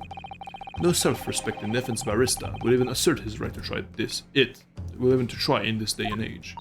So it's not destitute, it's still a thing we can do. Still. I don't see any mention of the procedure actually being formally revoked. What are you suggesting? I'm suggesting that, although it may be antiquated and largely forgotten, it isn't yet extinct. Okay, what do you think, Mr. Naruhodo? Yeah, let's do it. Let's do it. Let's do it. Let's do it. Let's do it. Let's do it. Come on, man. Summation examination, or last possible option. Do we assert our right to carry it out, or admit defeat? Are you dumb? Yeah, of course we assert our right, man. This is no question to ask. The defense wishes to assert its right to summation examination, my lord. Objection! Okay. London is the capital city of the most powerful nation on earth. We have a duty to the world to exemplify the very highest standards of judicial procedure. Summation examinations are an embarrassment that should remain buried. Objection! If it's alright, it's alright. I believe it could prove vital in this trial. The defense petition is perfectly valid. The court will proceed with a summation examination. Thank you, Santa Claus. This is madness. Foreman, are you and the remainder of the jury ready? I'm not, there was no mention of this in the letter I received, you see, so... All members of the jury will be asked to explain on what grounds they have reached their decision. On what grounds? Okay, so we're gonna ask some receipts, bro. Ask the receipts, bro. What the fuck are you? You just wanna get home, like in I think it was 10 Angry Men or something, like, you know, the movie, the old ass movie about like jurors, you know, and stuff. Bro, some of them in the movie, and I think this is what's happening here, they just wanted to like call it off, like, you know, say guilty, let's give guilty, because there's gonna be a match on TV, like a football match soon. Yeah, I'm in a hurry, instead, and like, well, really, you know, yeah. So yeah, like, I feel like these motherfuckers were like too hasty because they just didn't care enough. But now they have to fucking explain. Fuck yeah. Let's go, Naruhodo. Well, my lord, you're rather putting us on the spot. Yeah, that's it. This is most irregular. No mention was made of this before. I don't really hold with all this justifying lark. It seems to have thrown the jurors off. Yeah. It seems none of them have experienced this before. Yeah, it seems like it. Yep. Alright then, it's the summation examination. A defense procedure no practicing lawyer has attempted for years, is it? Well, just maybe. And maybe the opportunity we've been looking for. To turn this trial around. Yes! So be it then. Ladies and gentlemen of the jury, the court hereby calls upon you to state the grounds on which you find the defendant Magnus McGilden guilty of this most serious crime. Alright. The judicial findings. The jurors' contentions. There was no one else inside the carriage at the time, so it has to have been him. Wait, hold it. What the fuck said that? Oh, hold it. I trust the driver has an excellent memory, it seems. For passengers who fares totaling 20. Wait. I trust the drivers. He has excellent memory, it seems, for passengers with fares totaling 20 pence. He stuck the chap next to him just like this. Brazen, I must say. Absolutely brazen. I have simply typed and collated all the statements made thus far, and drawn the logical conclusion. You can trust the guild. Fair fares is our motto. We haven't raised the prices above 4 pence for years. The scoundrel, standing at that poor man on the floor, it beggars belief. Okay. I cross-examine the jury then. I think I wish I hadn't pushed for this now. Some of the jurors doesn't seem to have wonderfully formed arguments though, do they? Well, let's see what we can do. We need to get these 6 people to change their minds. I'll have to throw everything I can at them, and use the very same persuasive language. Just a moment, Mr. Naruhodo. Your fucking book is insane, man. According to my book, that's not quite how it works. Oh? I thought I was going to have to thaw their icy minds with some heartwarming rhetoric about the defendant. Unfortunately, once the jurors have decided their defendant is guilty, they're unlikely to hear anything the defense says. But then... They reach their conclusions by their own reasoning, you see. Your pleas will sound like excuses. In fact, it could recoil on you the more you try to persuade them, the more entrenched they may become. Then what on earth am I supposed to do? Oh dear, I'm just citing what I've read about the British law, Mr. Naruhodo. Right, I'm sorry. Do you have any idea how to make this work then? Well, from what I can understand, the key to this procedure is using the juror's own words to make your arguments. What do you mean? Well, the six members of the jury are randomly selected members of the public. They appear to be present at united front, but the truth is, they are complete strangers who just happen to find themselves here in the courtroom together. And that's the way to break them down, you mean? Yes, exactly. We must listen very carefully to what each member of the jury says, and see if we can identify any contradictory statements. If we can, we then contrast the statements and pit the corresponding jurors against each other. I see, so it's contradictions in what two or more jurors say is that we're looking for. Okay, so it was the price of the carriage. In a way, then, this is similar to a regular cross-examination. Oh, yes, I suppose you're right. Okay, I see. I know it's gonna be something about the money. Find contradictions in their statements and pit the jurors against one another to break them down. Okay. Alright, I might be able to pull this off. No, that's not right. I will pull this off! I have to pull this. Yeah, let's go, man. Let's go, man. Lock in! Can we start proceeding? Can we start the proceedings, counsel? I would ask you to take the stand for this, expecting a clear and concise rebuttal. Yes, my lord. Ooh! Okay, he looks cool too. Defense rebuttal. There was no one else inside the carriage at the time, so it has to have been him. Just the driver has an excellent memory, it seems, for passengers with fares totaling 20 pence. He stuck the chap next to him like this! Brazen, I must say, absolutely brazen. I've simply typed and collected all the statements made thus far and drawn the logical conclusion.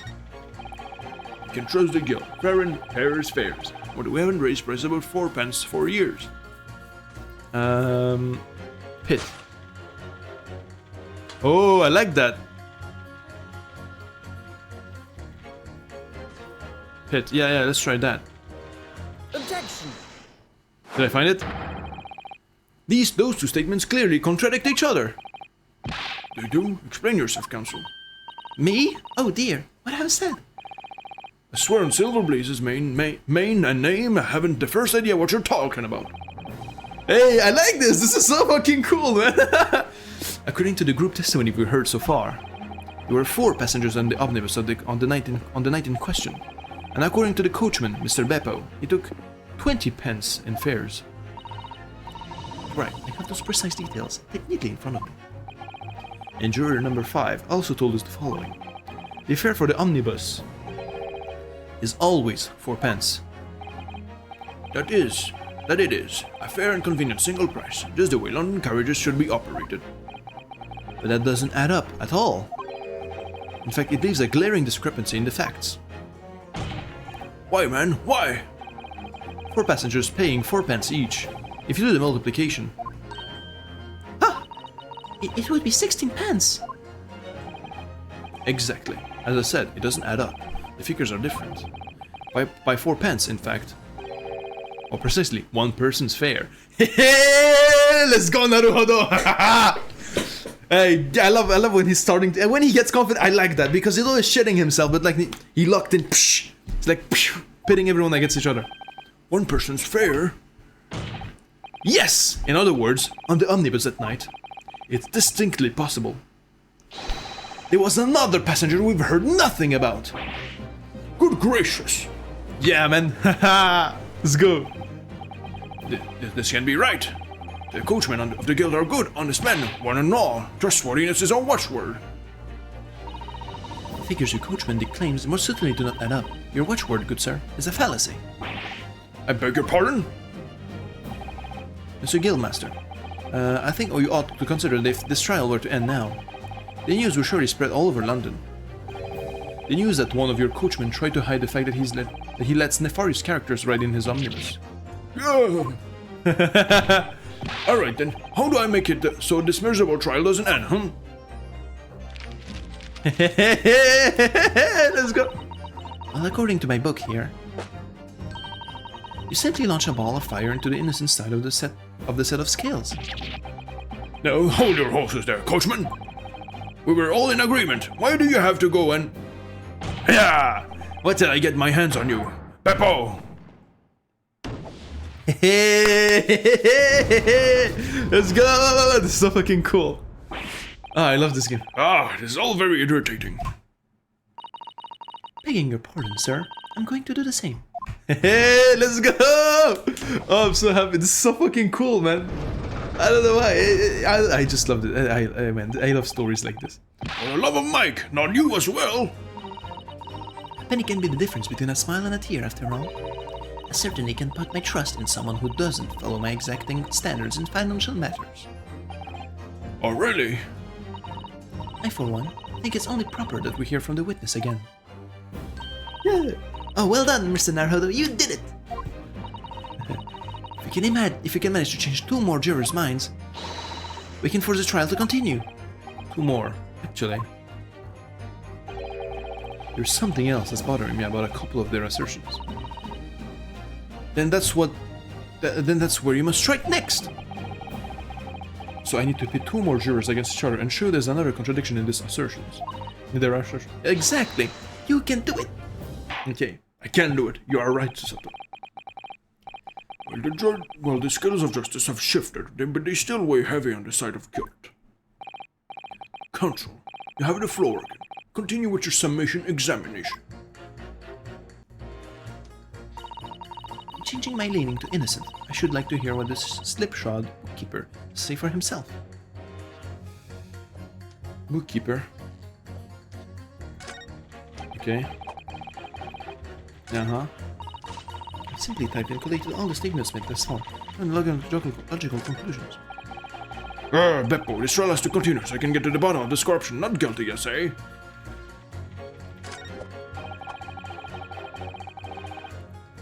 The scoundrels that ain't not... Okay. I can press too. Listen, I should like to hear what the ship's bookkeeper has to say for himself. What is the character I have to do with him? Yeah, but let's press him then. Hold it! Certainly, the testimonies we've heard suggest the victim and the MacGilded were alone inside the carriage. Precisely my point. But could there be some other explanation? Something we haven't considered yet. Such as? Shit.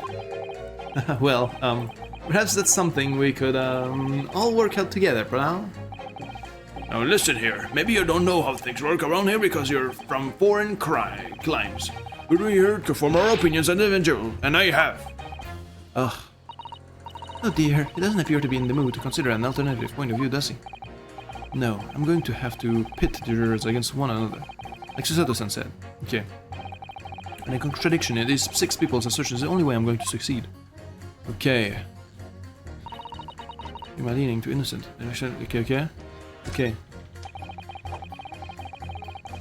So yeah, brazen. Okay. Can I press him though? I mean, I guess I have to pit this like, you know, the facts thing. You know. But it has to have been him.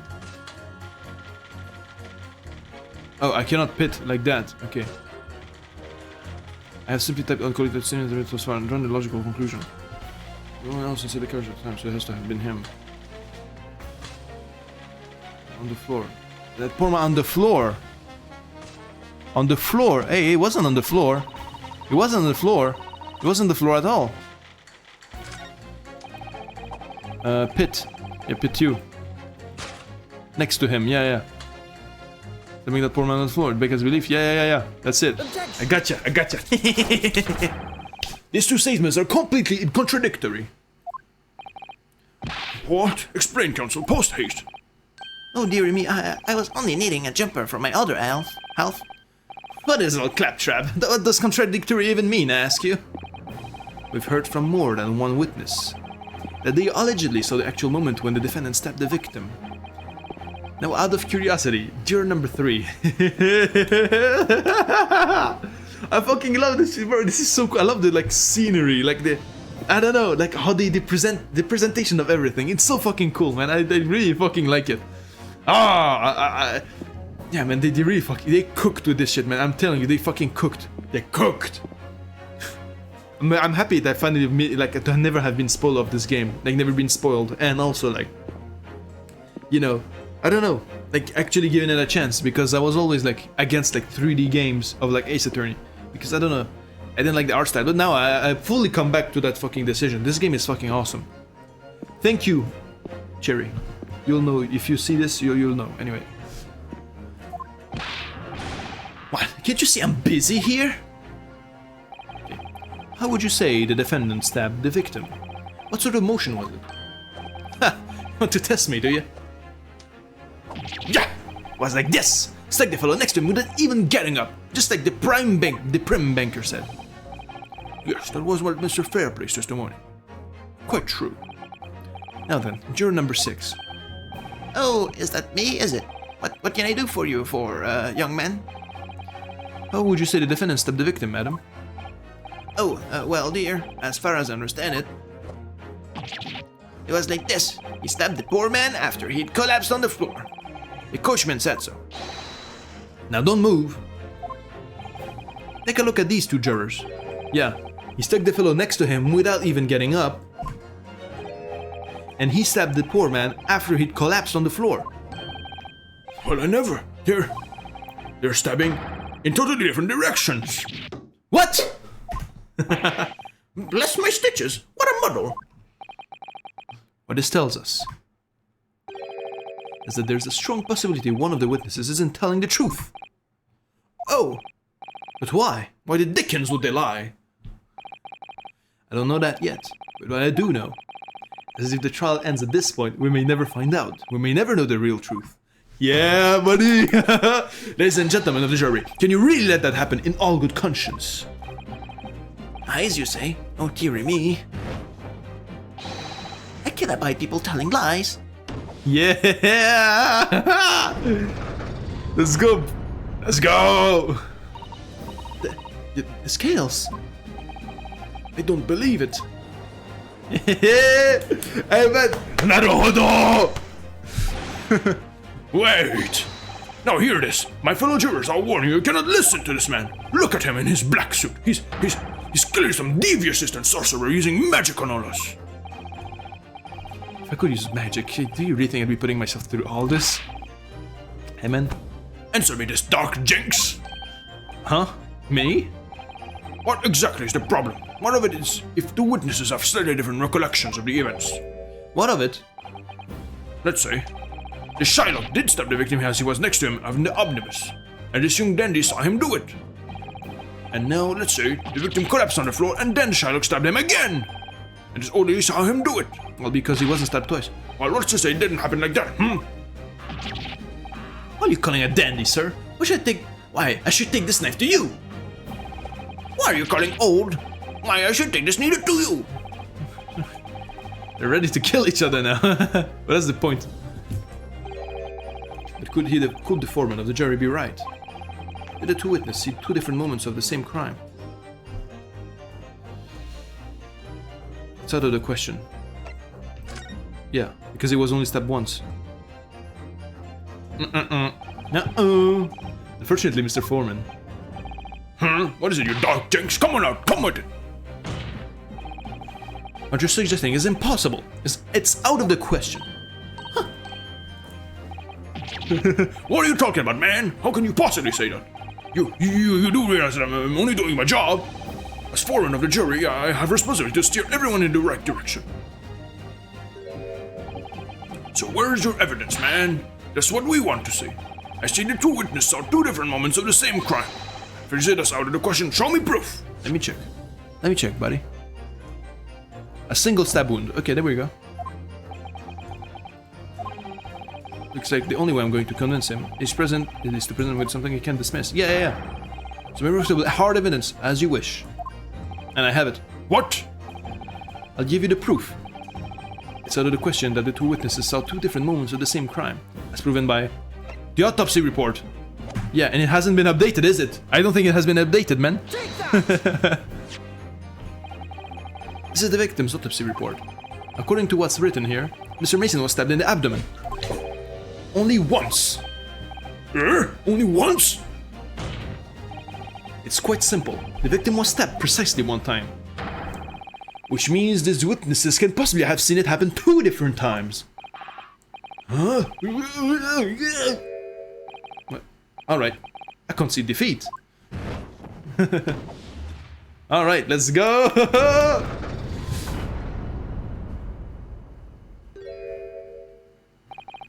Wait, that means 4 jurors are now leaning to not guilty. We've done it, Mr. Naruhodo. We've won! Okay.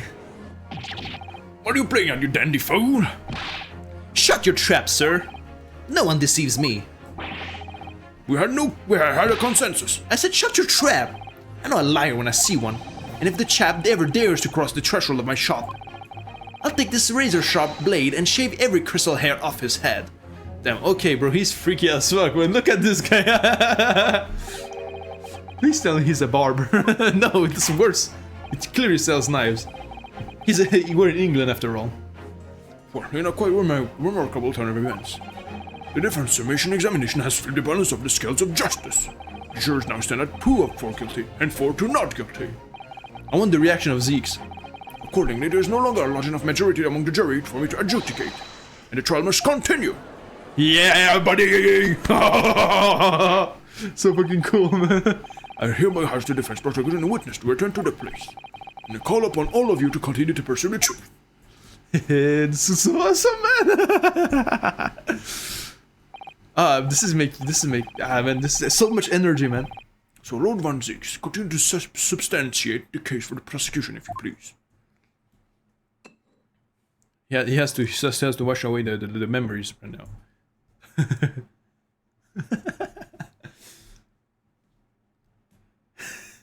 Okay, take your time, man. It's fine. You have to settle with how it. Whoa. Having savored the rich aroma of the carmine contents of this hollow chalice, it may seem crass to crush it to dust. Pray forgive the discourtesy. Lord Van Zieks? Is it cold in here, or is it just me? As your antiquated tome no doubt say, prosecution may not speak during a summation examination, so I honor the deathly silence and listen to the charade. It seems I overestimated the intelligence of the jury. Well, no matter. There is nothing so hard to prove as a self-evident truth, it seems. No, why else would we grace the courtroom with our presence after all? So, let us proceed to the next round of battle. Whoa! Bring forth the witness once more. Okay, man, he looks cool, even cooler now. He looks like a general.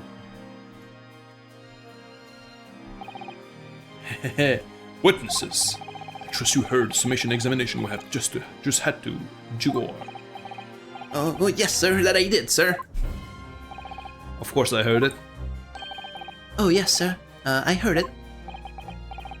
You, sir, on the end, the coachman. I believe it's Beppo. Yes, sir. My lord, sir. Transpires that you, in your previous testimony, you were attempting to veil the presence of a 5th passenger on your omnibus. You will be found guilty of perjury. You are advised to bear that in mind, sir. Oh, mio Dio. Oh, mio Dio. Is he Italian? Okay, maybe I'm thinking because he said like he's so fucking poor and shit, like basically like they don't win anything. Maybe he got like bribed by another guy, you know? Bribed by another guy to keep silent, you know? Now then, I hereby call you to testify before the court again. You will explain the various misgivings brought to our attention by the defense's summation examination. He really does look like Santa Claus. He even has a cleft chin, bro. We literally... Okay, anyway. Enough literally meing. I only carried 4 passengers that night. I swear, but Well, I for one was told I had to pay 5 pence for the bus. He fiddled us on the fare, he did. And then I saw that blood-curdling sight as well. It's all too much. I tell you, I saw my guild stabbing that man. Everything I said before stands. Oh, yes, he's stabbing. Yes, he did. I think so, yes. Counsel. Make sense of this for me, please. The Phantom, fifth passenger, conjured into existence by my learned Eastern friend, never existed. The confusion has arisen from the coachman's sly little cozenage.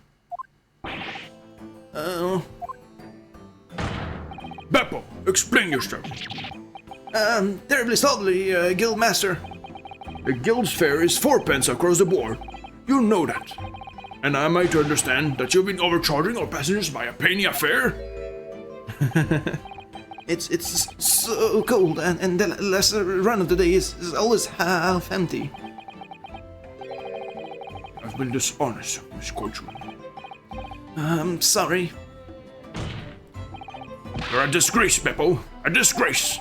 And your selfish actions have brought dishonor on the entire guild. If I may, sir, I had to pay 10p on the bus just last week. What? 4 passengers at 5p each is, yes, 20p. I've done the arithmetic 10 times already, but I just can't make the results come out differently. Oh, that figures. Well, it would appear that one of the aforementioned misgivings has already been explained. So, counsel for the defense. Your cross-examination, if you please. We've already had the pleasure of a protracted summation examination today. I see you intend to continue the parlor games. I do, motherfucker. Absolutely. Yeah, let's fucking go, man. That's what I'm talking about. I like how it's like you know, the little things. How do I say this? You know, the little frames with like the faces on it, like, you know, for the transition. It looks like stained glass and stuff. It looks kind of, I like that little detail. I only carried 4 passengers, I swear it, but well, I for one was told I had to pay 5p on for the bus.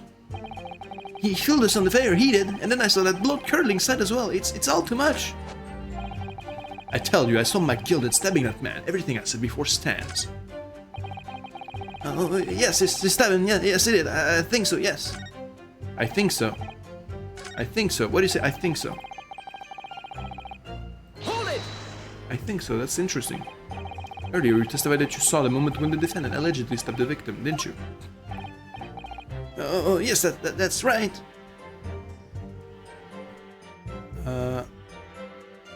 Okay. You said that the victim was on the floor, and you described the assailant holding the knife in an ice pick grip. Ice pick? Like in TF2? I suppose. I might have, you know, yeah. But the car before the horses, maybe. What's this? Well, I'm quite sure about most of it. Uh-huh. I was driving the horses when I heard a scream from the seats on the roof deck. Oh, I expect that was me, sir. Then I turned around. Yes, I saw it through the skylight. The gentleman was on the floor, and the knife was sticking up out of his midriff.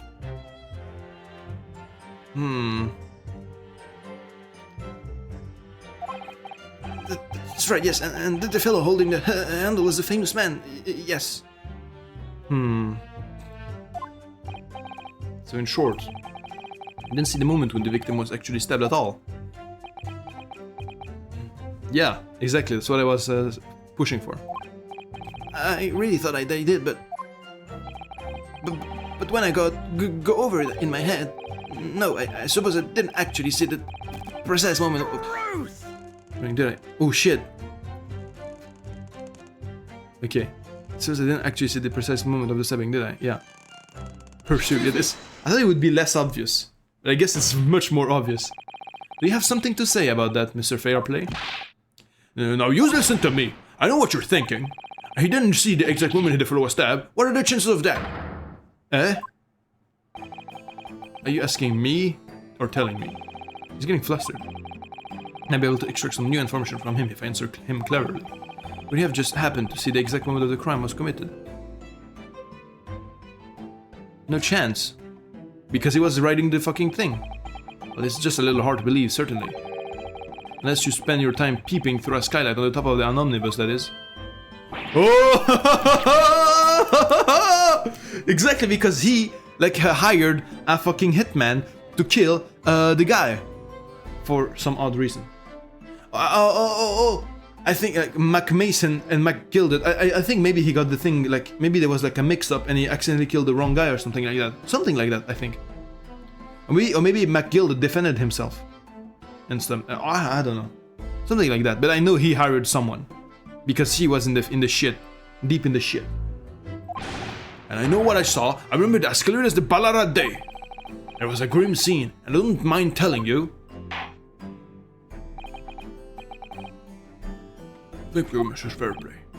Oh, excuse me, so I was getting a little hot under the collar there, Miss my lord. I would ask you to supplement your testimony with a clear statement about what exactly you saw.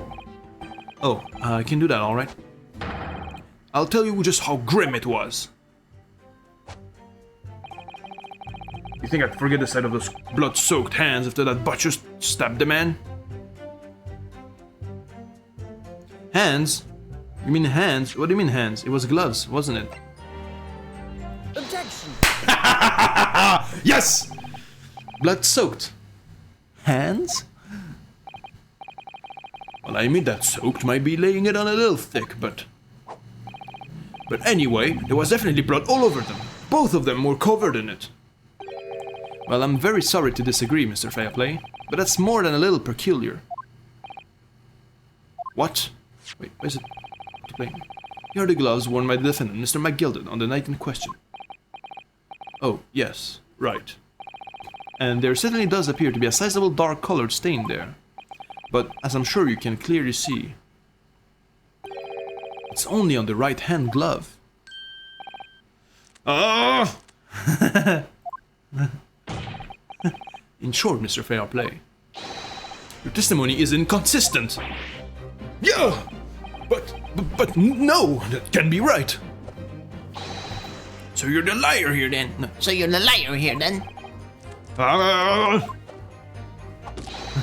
That's right, you were quite clear about it. You said, yeah, it was both hands. Kinda funny. Mr. Fairplay, if your last statement was a lie, it calls your entire testimony into question. If you say you saw the moment that the victim was stabbed, but is that really the truth? Yeah, Objection! It was a simple mistake. You can't justify accusing this man of lying.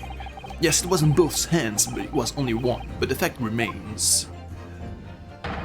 The victim's blood was on the accused. Objection! No.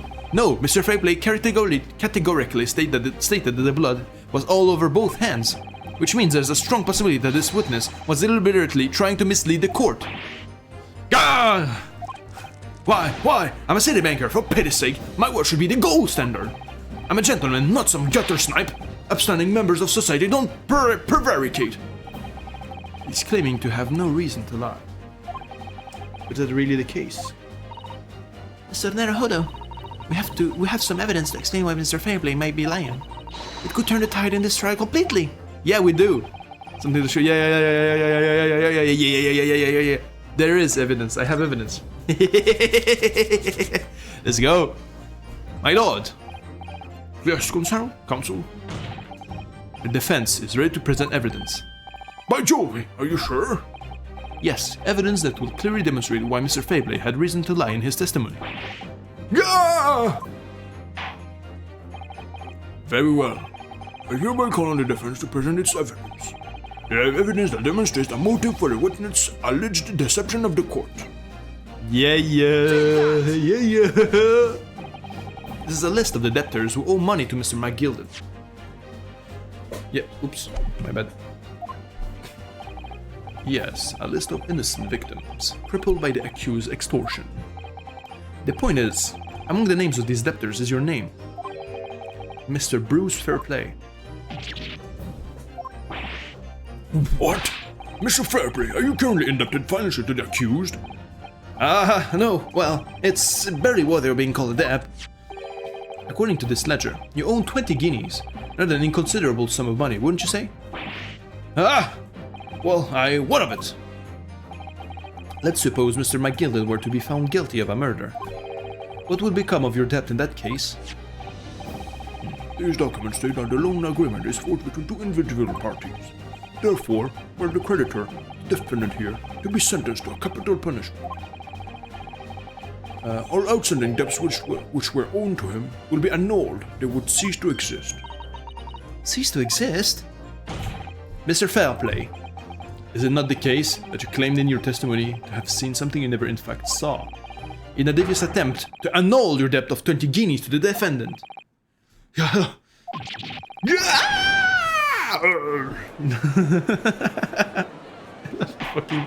It's so over the top, I fucking love this game. Order! Order! Order!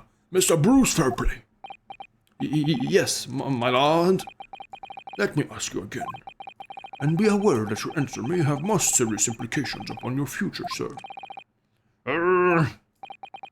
Did you or did you not see the precise moment in time at which the defendant is alleged to have thrust a knife into the victim?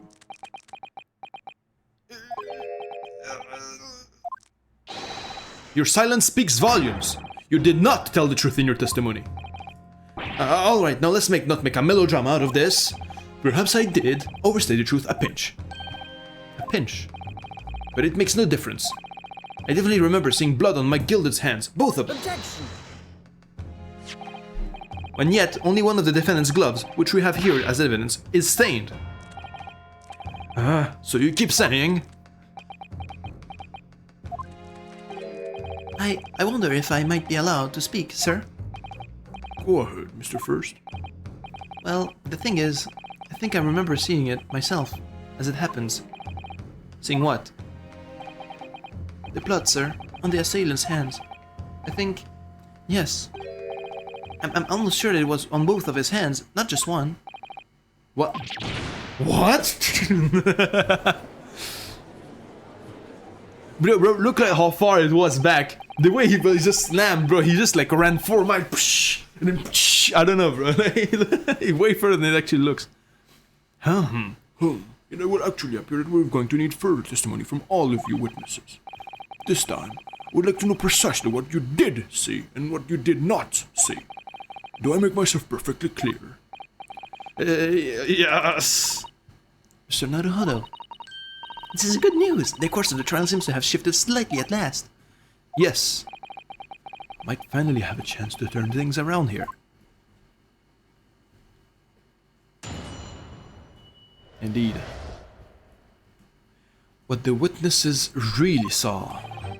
There was blood on both hands of the assailant. I sincerely and distinctly remember that. However, I suppose you might say that I didn't see the exact moment the stabbing transpired, if that matters. I remember seeing the knife, and I remember seeing both of the attacker's hands with blood on them. I didn't actually see anything myself, no, not until I heard that scream.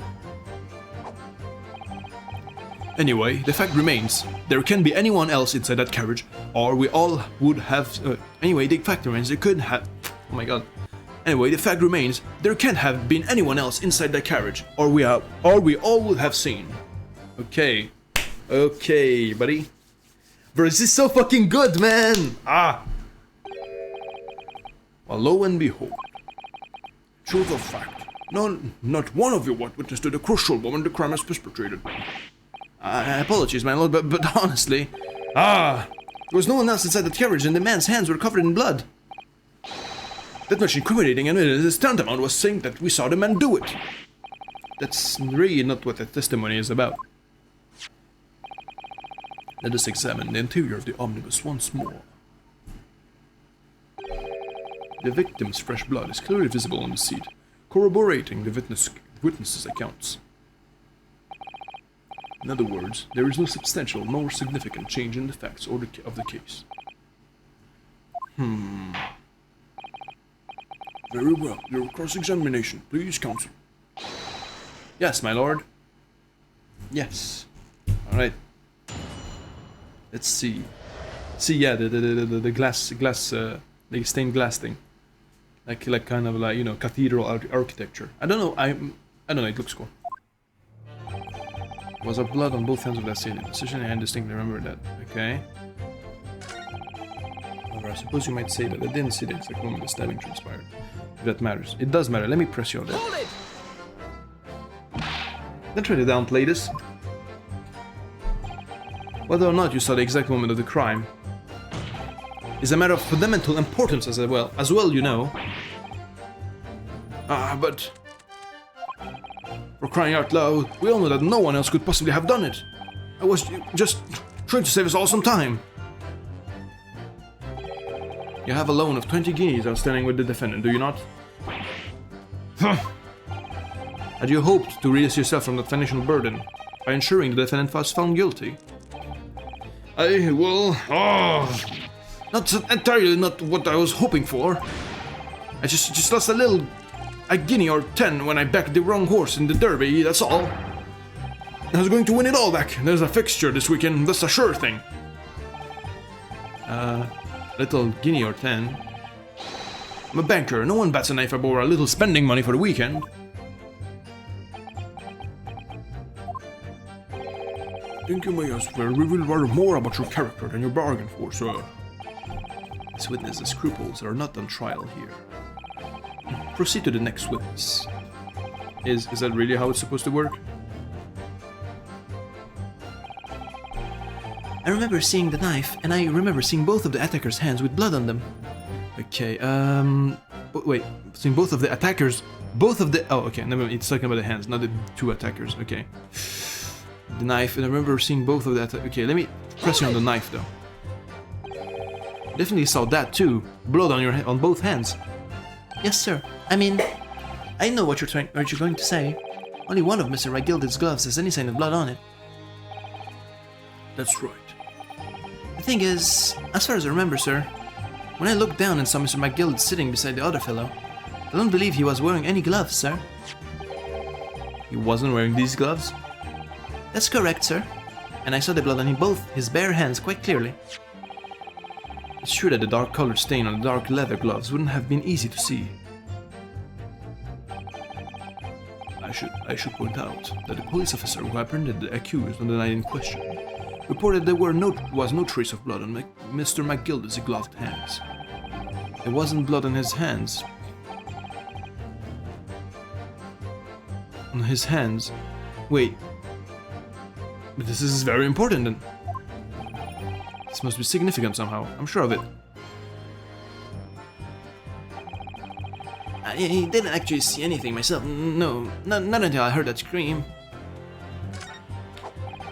Anyway, the fact remains, there can't have been anyone else inside that carriage, or we'll all have seen. Yeah, okay, let's press on that. Let's check if that's really true. Everything you saw of the incident was through the skylight of the roof of the omnibus. That's right. I was fiercely cold that night, but the glass wasn't frosted over. Oh yes, I remember I was shivering. It was so bitter. Which rather begs the question of why the pair of you were sitting on the roof deck in the first place. Well, I don't know about this young fellow, but I couldn't enter the cabin. Oh, why not? It was locked from the inside. I tried knocking, but no one opened the door. It was locked. That's right, it's a public service bus. For pity's sake, that's not what I call fair play. Yes, I had exactly the same experience. I tried knocking, but the gent inside just gestured at me to clear off. So I had no choice but to climb up to the roof deck and look down longingly into the warm cabin below. Well, I can assure you that I wasn't looking down, I was glaring long and hard. That's precisely why I can tell you with absolute confidence that if there was anyone else at all in that cabin, I would have noticed. Unequivocal, I would say. Not sure about these two witnesses. Could they really have seen everything inside the cabin through the skylight? They might not have been able to, yeah, because there's like a not entire side. Yeah, where they were sitting, too. It's a fair play. Where were you sitting? We're riding this omnibus. And witnessed the events in the cabin through the skylight in the floor of the upper deck, is that right? That's right, yes. In that case, there is a portion of the cabin interior that would have been out of sight from you. Exactly. What? By golly, really? Yeah, obviously at this stage we can say for sure. But the possibility cannot be denied that at the time of the incident, there could have been another passenger in the enclosed cabin of the omnibus. Objection! Enough hypothetical meandering, my Nipponese friend. The prosecution demands that you substantiate your claim. After all, the scene of the crime is here, in the flesh. Very well. I will uphold the prosecution's demand. Well, identify the area on this cross-sectional plan of the omnibus. Yeah. Where exactly in the omnibus are you suggesting the potential extra passenger could have been situated? Well, here, obviously. Bruh. Obviously. Both rows of seats on the roof faced in the direction of travel. Whereas the seats in the enclosed cabin face each other, which means the visible part of the cabin, which passengers on the roof deck can see through the skylight, is I've drawn here. Oh! That's right, my lord. As you can see, the seat opposite the one with which the victim and his attacker were sitting is obscured from view. In other words... Oh! And the attacker! You know where he was? The attacker was hiding inside the tray of the carriage. He was hiding inside the stocking thing where with the items in the inventory place. Yeah, he was hiding there. And then he came out, he stabbed while the other guy was asleep. And then he just went back in.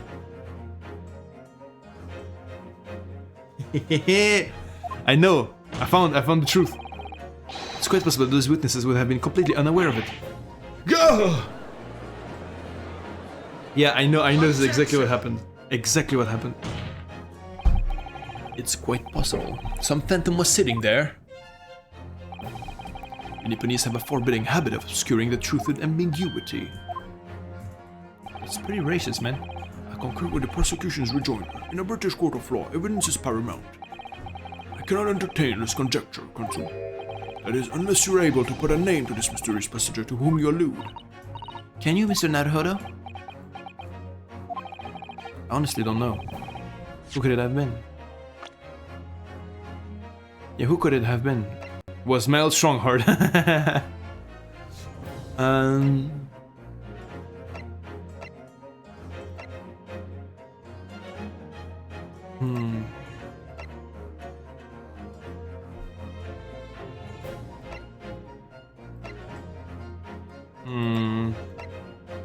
It was you, Baron van Zieks. It was you who killed him. I don't know who could it have been. It could have been in the other seat, which was out of sight from the witnesses on the roof deck.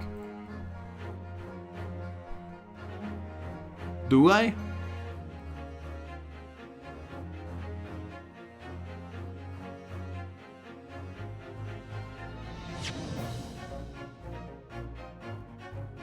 Do I know?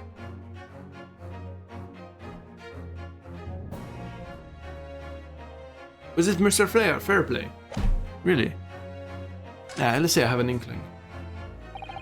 Even though I have actually no idea. Understand, my lord. The defense would like to put forward a name. You are a fool.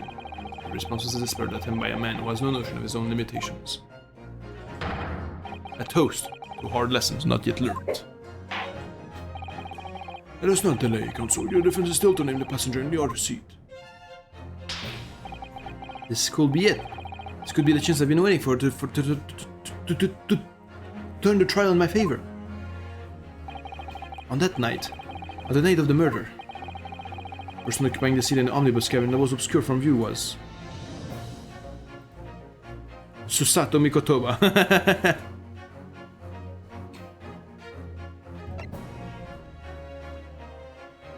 Yeah, Magnus. I think it was Magnus. Or not.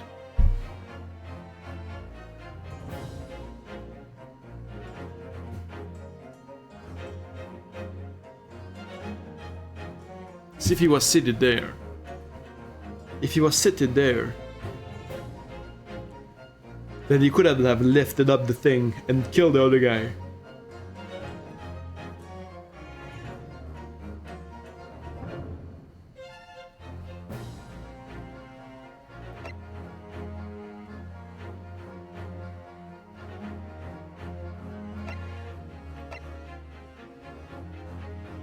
Yeah, so they're confirmed to be on top. He was driving a thing.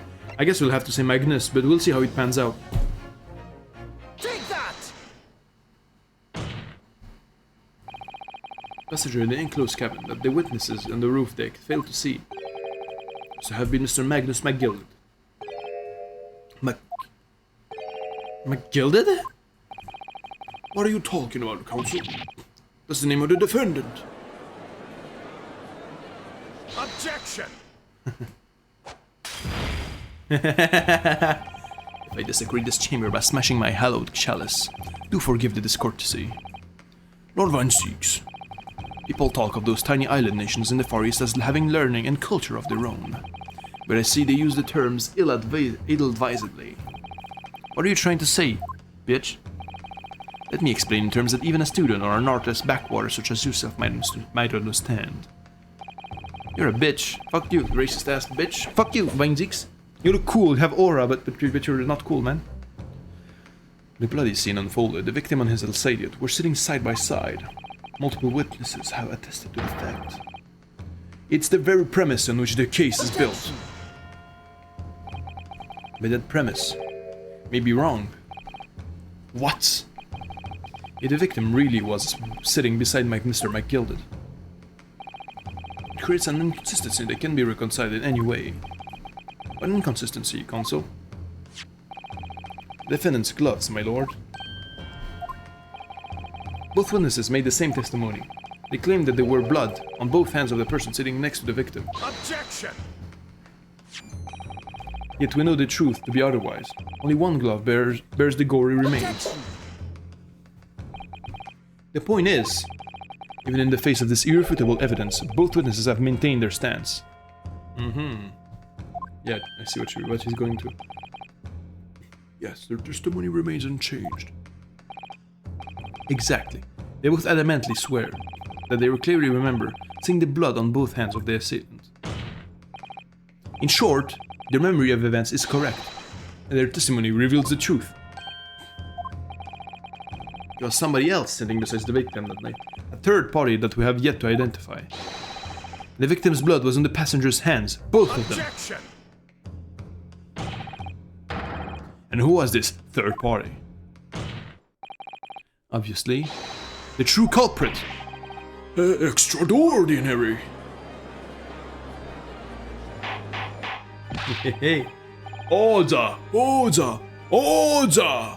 What exactly are you postulating? Objection! the defense's postulation is just that, nothing more than conjecture. The witnesses have clearly stated that they saw the accused. But when elaborating on his testimony, Mr. Fairplay said the two of them were wearing hats and I couldn't exactly make out their faces. Yes. Top of their heads were obscured by the roof. I could see the rest of them though. Yes, that's right. Both gents were most certainly hatted. Hatters do tend to notice such things, sir. And what particular style of hat did the two gentlemen sport, Mr. First?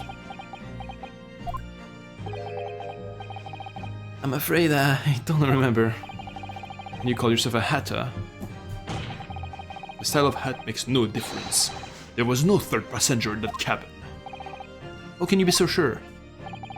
Because if there had been, the accused Mr. McGilded would undoubtedly have offered to depose the fact. Unless, that is, you are proposing an even more preposterous explanation. That the accused failed to even notice the presence of the true culprit in the very cabin in which he traveled. Ah! He was hiding. He was hiding in the thing. He's right, there was another person traveling in the enclosed cabin of the omnibus. It's inconceivable that Mr. McGilded could have been unaware of it. Order! There is clearly a simple solution to this problem. Bring the accused, Mr. McGilded, to the stand.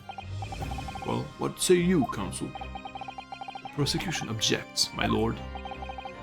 On what grounds? As a suspect, he will have already made a full statement to the police. But that's... what if there's some reason why he's unable to speak freely? Magnus McGilded is not an educated ruffian. If it indeed turns out the man has been withholding information, you can be sure it will have been a most deliberate act. Counsel for the defense, what is your opinion? My lord, Should we ask Mr. Regula to testify or not?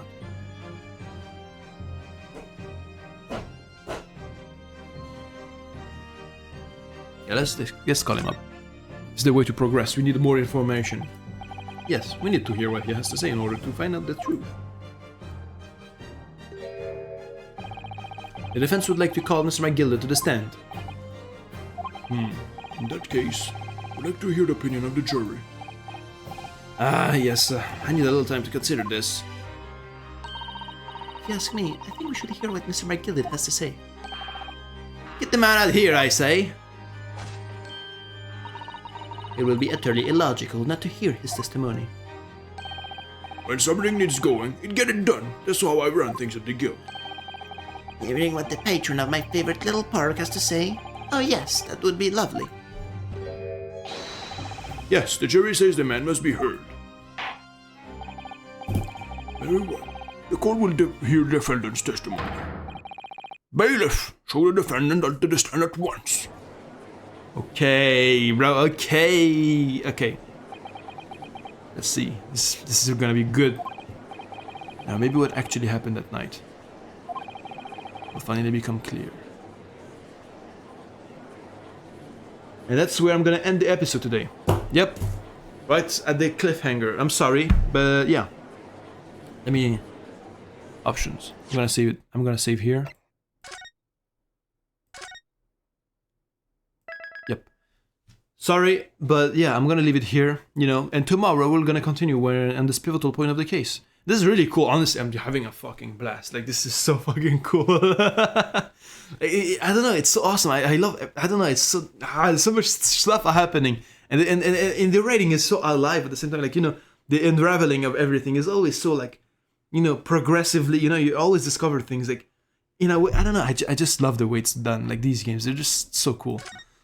I'm bad with words in that case, but, you know, yeah. But yeah, thank you for watching. And thank you for, you know, all of this, you know, staying and like, enjoying this video, I hope. And yeah, I'll see you tomorrow. And, you know, leave a like or subscribe if you, you know, to make sure you catch the next update. Or go directly see me on my Twitch so you can be seen on the chat right here, you know, right here. And yeah, you know, you can we can exchange and stuff, you know. But yeah, yeah, see you and thank you for watching.